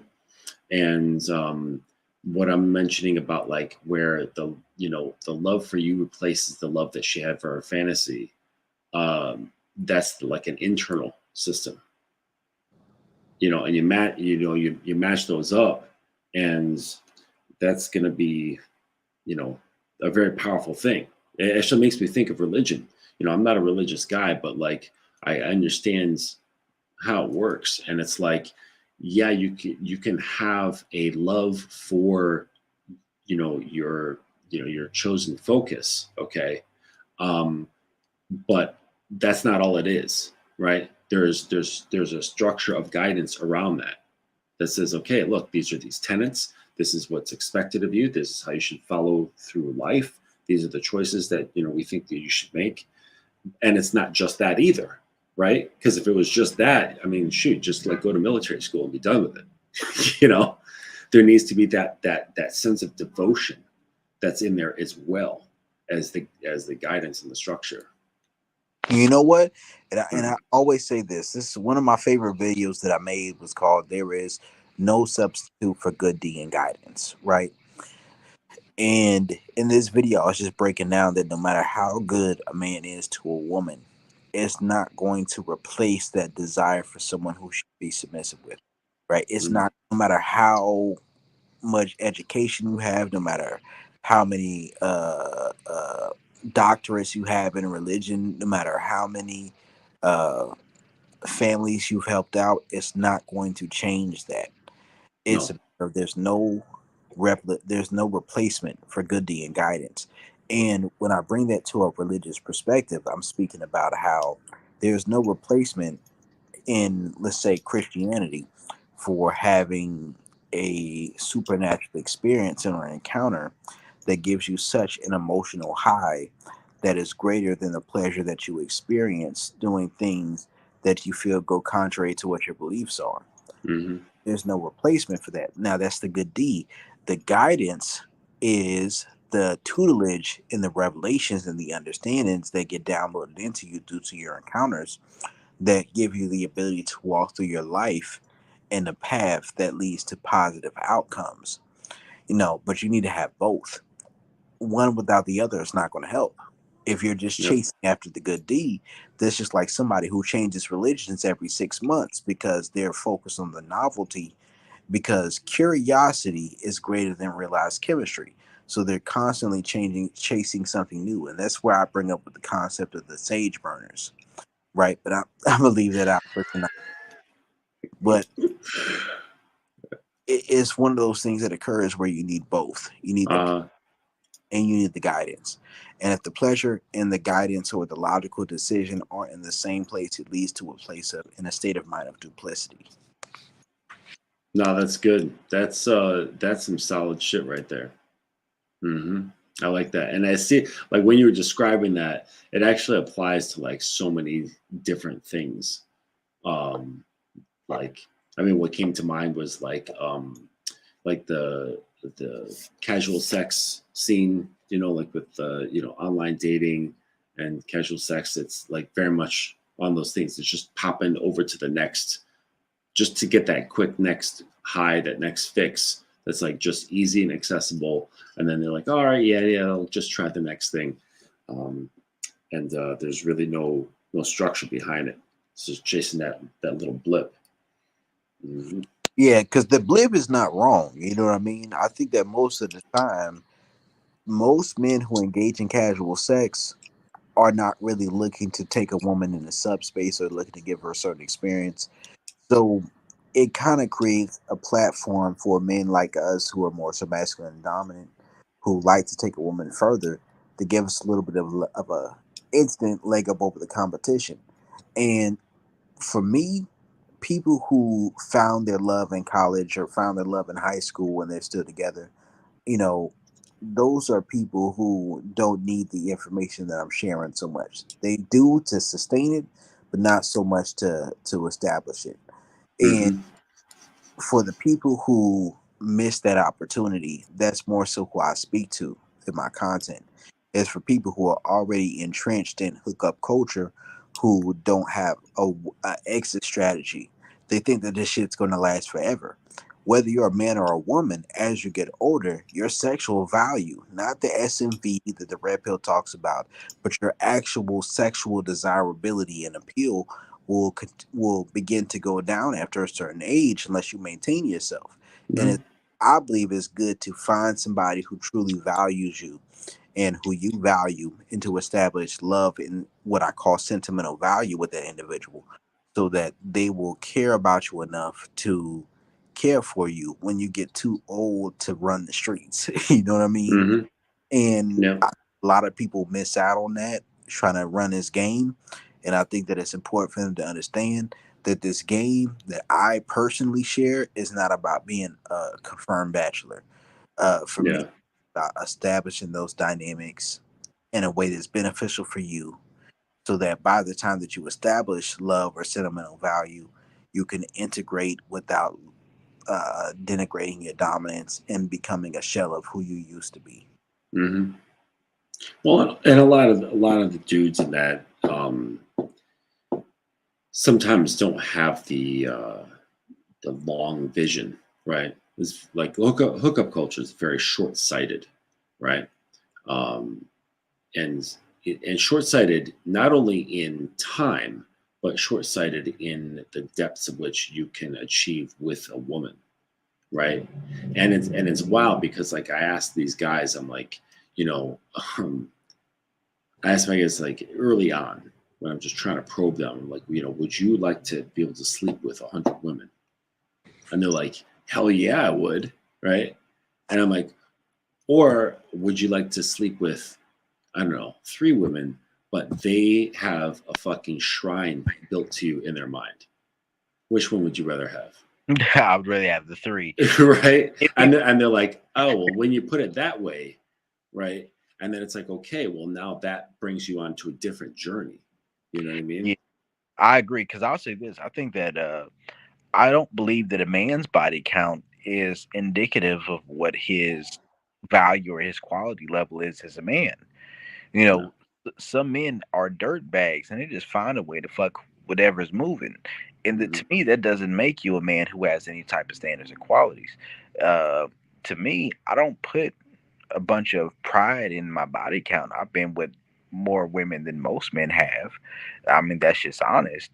But at the same time, that's not something that I take pride in as such an example of my dominance. To me, the women who were able to get on my program, you know what I mean? The women who were able to be receptive to the things that I had to share with them, the women who saw value in the things that I brought to the table, the women who were submissive with me, the women who were feminine with me, the women who, especially women who loved me, Mm-hmm. who were there for me, who, if I was sick, they would want to make me super, whatever type of shit like that. Mm-hmm. That's what value. That's what's valuable. Just Sure. having sex with a woman isn't valuable to me. Well, you know why it doesn't change the man's value is because is that pussy cannot affect a man really, like in the way that dick can affect a woman. I agree. There's just, it just doesn't.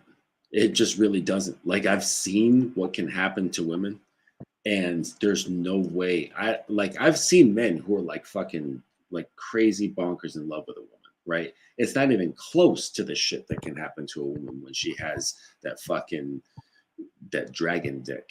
Like it just Yeah. it just Other it's day, it, they're the other they're day, I was they're having a two different conversation. situations. You're covering up your mic, I think. You're a little bit muffled. Am I still muffled? No, there you go. You're good. Okay, I was having a conversation with someone the other day. Two different people. I was in a back chat, right? Because I like back chats. Mm. And we were having a conversation, and two different people told me about how a woman ended up going to jail in different states, right? Because she thought another woman wanted to fuck her man. Wow. Didn't even fuck the man, but Mhm. cut the woman up or end up fighting a woman going to jail over thinking that their man might possibly cheat. He didn't even do it yet. And That's fucked up. it's some crazy shit because a lot of women have this insecurity and this fear and this anger towards younger women uh who are more youthful and exuberant and beautiful than they are, and sometimes it fucks them up. It really does. Yeah, and I mean, it's like, I mean, that's just a jealousy or competition thing between them. Um, what I'm saying is that like a dude who he could have great sex with, a number of women, and it's not going to really affect him. Like in a couple of weeks, if they don't interact anymore, he's going to be completely forgotten about her. But a guy who or a woman who has exceptional sex, it's gonna be sticking with her for weeks, months, and maybe even years. You know Like, what? I heard a story of a woman recently who an experience she had with the man lasted for damn near 50 years. And one thing I'll say about it is this: I wouldn't necessarily say it's gendered. I'd say it's about if you are open to the point where you'd be able or you have experienced orgasms from being penetrated, then you're tapping into a certain level of the feminine submissive. okay, yeah, I hear what you're saying, and I would have to agree. It's something about being penetrated. I think that Yeah. as a man or a woman, if the main orgasms you're experiencing Mhm. from the clitoris, it's not going to affect you that deeply. And I Oh think shit. that oftentimes the feminist narratives, right, about sexuality or to try to denigrate the prevalence or the experience of vaginal orgasm from penetration. And I think that that's a trap. I got a video called The Orgasm Conspiracy. And it's a real thing, right? And I think that it's something that exists for both men and women. The penis and the clitoris are homologous when it comes to the body. I think they have a similar effect that they have on the psyche of the individual. But the G spot and the prostate, those are homologous. I think that they have a similar effect that they have on the individual. I'm sure Mhm. all seen someone who's gone to prison and they've Or got and cervical is a completely different thing cervical is all of men itself. have that. Men don't have a cervix. That's Yeah. see, this is why I believe in core polarity too, right? Because a woman has a higher capacity of submissiveness than the average man. Now, Mhm. some men are going to reach a level of submissiveness that's beyond the average woman, but the average woman has a capacity that's greater than the average man when it comes to submissiveness. Because Mhm. the ass, what does it have? Just the prostate or some shit like that. I don't fuck with mine, but there's some men who have, and I don't judge, right? But when it comes to women, you have the G spot, which is the Skene's gland, homologous to the prostate, and then you have the A spot, the anterior fornix. Then you have the posterior fornix, the O spot, and then you have the cervical orgasms. Is so many different spots within the vagina that can create crazy, powerful, existential experiences of orgasms that Mhm. most men do not have. A man is probably going to Mhm. have, right? That's Yep. just prostate. The woman has so many different spots that her core polarity is typically going to be submissive versus a man who most men don't want their prostate played with. Leave that shit alone unless you got to check it to make sure I ain't got cancer. You Hmm. know, that's most men. That's just how it's Well, going. well, and there's something to be said about a woman's orgasm can incapacitate her. Yeah, A sometimes. man can come and go run around the block if he needs to. Yeah, and a woman she can have an orgasm and black the fuck out. Like Hmm. she's just, especially subspace. I remember there's a period of time in my life where I was addicted to taking a woman to subspace. I'm gonna Hmm. be with you. I really was. Dom space. I was addicted to Dom space. Hmm. Uh, I Was really was. that early on? Uh, somewhat, Hmm. somewhat. And when I was in that space, man, I was just addicted to taking the women to Dom space. I mean, taking women to subspace and getting into Dom space. And I Hmm. wouldn't deal with any woman at all unless that was what it was like when I was dealing with her. So I would just get in the habit of being a serial digmatizer. You know, Hmm. like if my money was low, I would just take some random woman to subspace and have her spending money on me, pretty much being like a sugar baby. You know what I mean? Hmm. That's what I would be, and that's how I would move. I just Yeah. had because there's a certain openness. Like once you take a woman to subspace, her pocketbook opens right up. Hmm. Yep. Yeah, and there's it's yeah, when you talk about there's like a certain level of like responsibility, like that I just something probably else just caught up with you, and it's just like, hey, that's not how I want to move anymore. Yeah, Hmm. I still stand by dick not being free, but at the same time, there's certain things I don't allow women to do that I used to allow.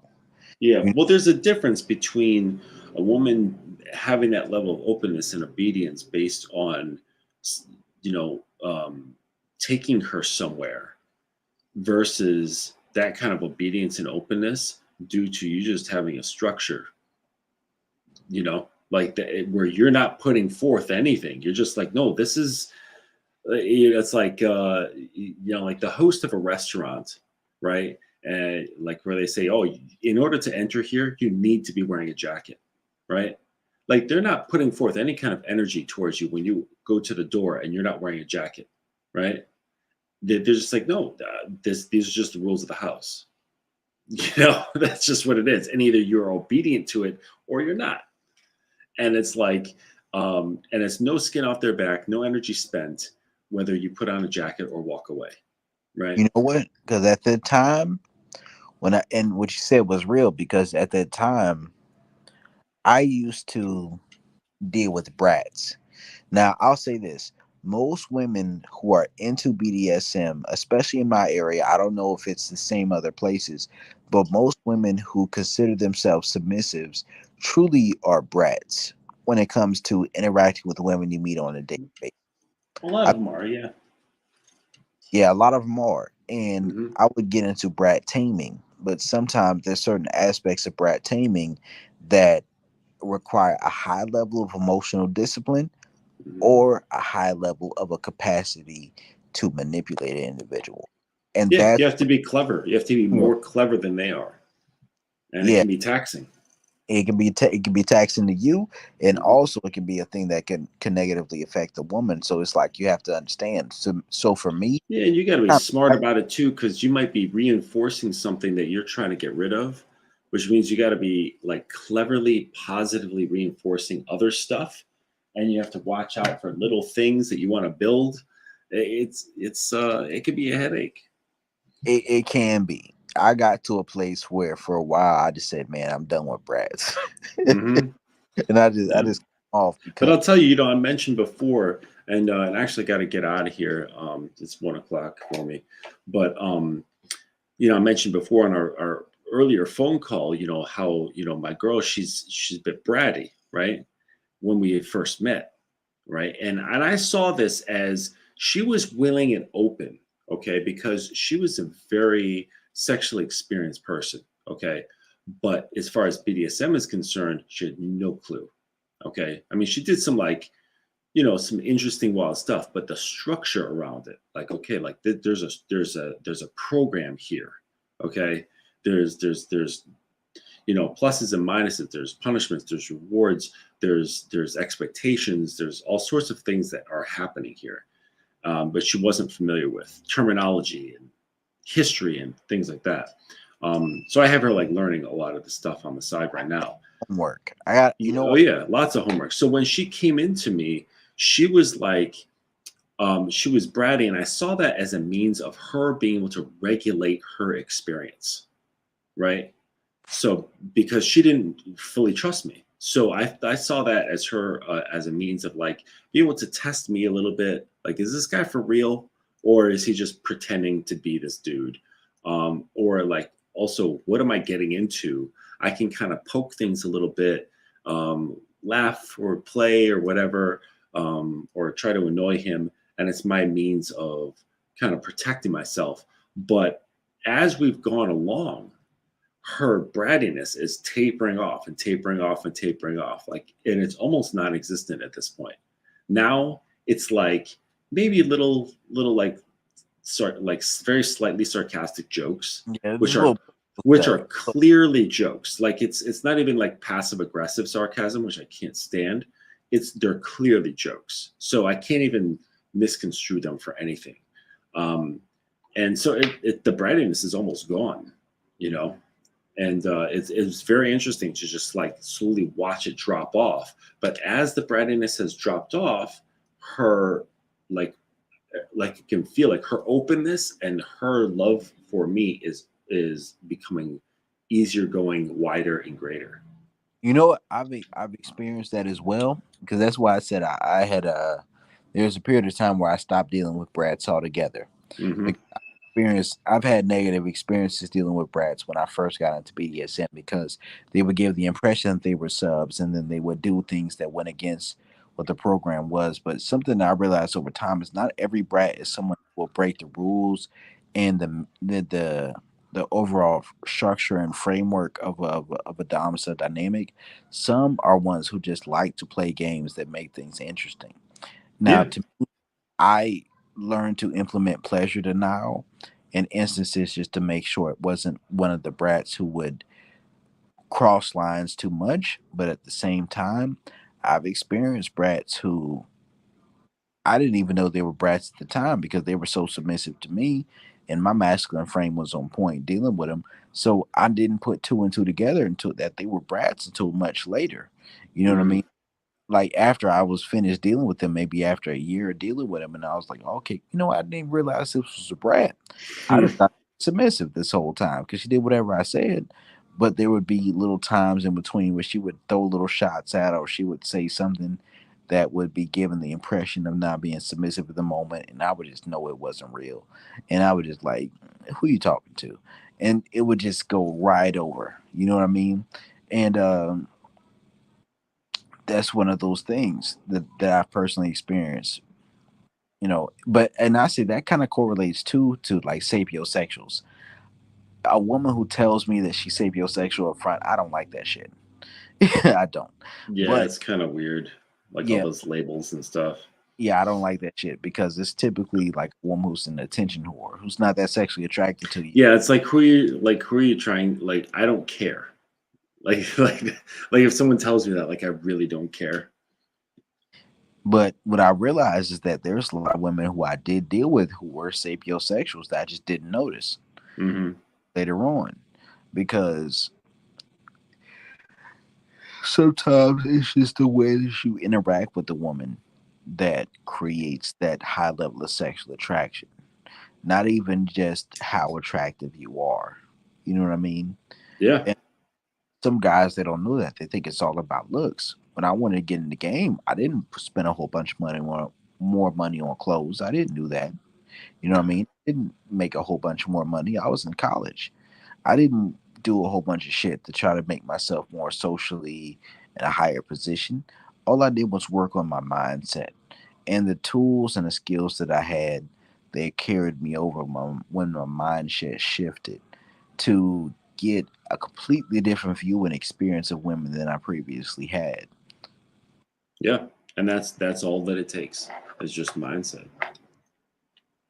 Don't need anything, because when a woman is masturbating, and I'm gonna leave it at this. So I have to go, but when a woman is masturbating, she's not thinking about a dude's Rolex. She's not thinking about his muscles. She's not thinking about his nice apartment or his nice car. She's not even thinking about his dick. She's thinking about how she felt in a past lover's or a fantasy lover's presence. That's it. She's thinking about how she feels. So, guys, don't fucking you don't have to give a shit about that stuff, because she really doesn't give a shit about that stuff deep down, because she's not masturbating to anything like that. Now, I will be honest. I have had women who masturbated to my nut videos and shit like that.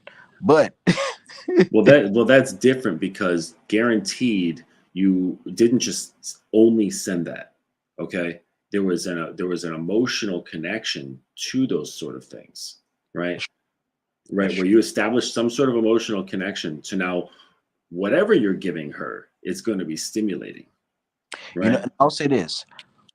On a later video, I'm going to be touching on anchoring and homework when it comes to BDS. Yeah, because that's what came to mind. Because like I just imagine, you're sitting there, and while she's fucking high state of orgasm, and you're like, watching me come makes you so fucking horny. You're making her repeat this shit, and you're repeating in her ear, and she repeats it back, and all you threw like a whole session of edging and coming, and then you do this over like a short period of time, and now she's like, oh yeah, send me those videos, send me those. I need to see it, and then you can like tease her and like not show her, or like just before it happens, the video cuts off, and she's like, oh fuck, and then so you play like the whole like the game at the casino, where you only win so many times, and intermittent reinforcement and that sort of shit. But yeah, we could definitely, actually, I would love to talk about that sort of stuff.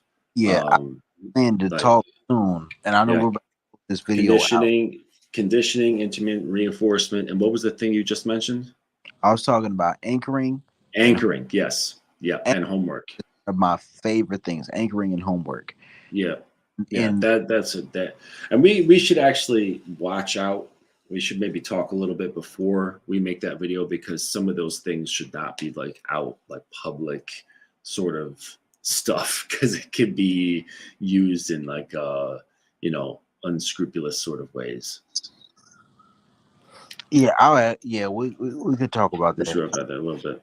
Yeah, I remember you said that when I made my video on classical conditioning and BDSM, because I'm big on anchoring, and I'm big homework, and I'm big on subspace, and I'm big on these different things that can have a very deep and a profound emotional effect on the individual side. Right? Absolutely. Yeah, that would be a real good next video. All right, Brody. It was fucking awesome rapping with you for this long. I didn't realize how much time had passed, but it's late for me, and I gotta get up in the morning. Yeah, I got it with baby girl, man. I understand too. I hear you. Women are funny, man, because it's like I got shit I gotta do, so I'm gonna do what I have to do regardless. Because as a man, that's just how I am. But women are funny because they think that when they're sleepy, it's time for you to go to bed too. And it's like, no, I got other shit. Yep. That's right. All right, man. Well, until next time. All right, man. Yep. I'm out of here. All right, later.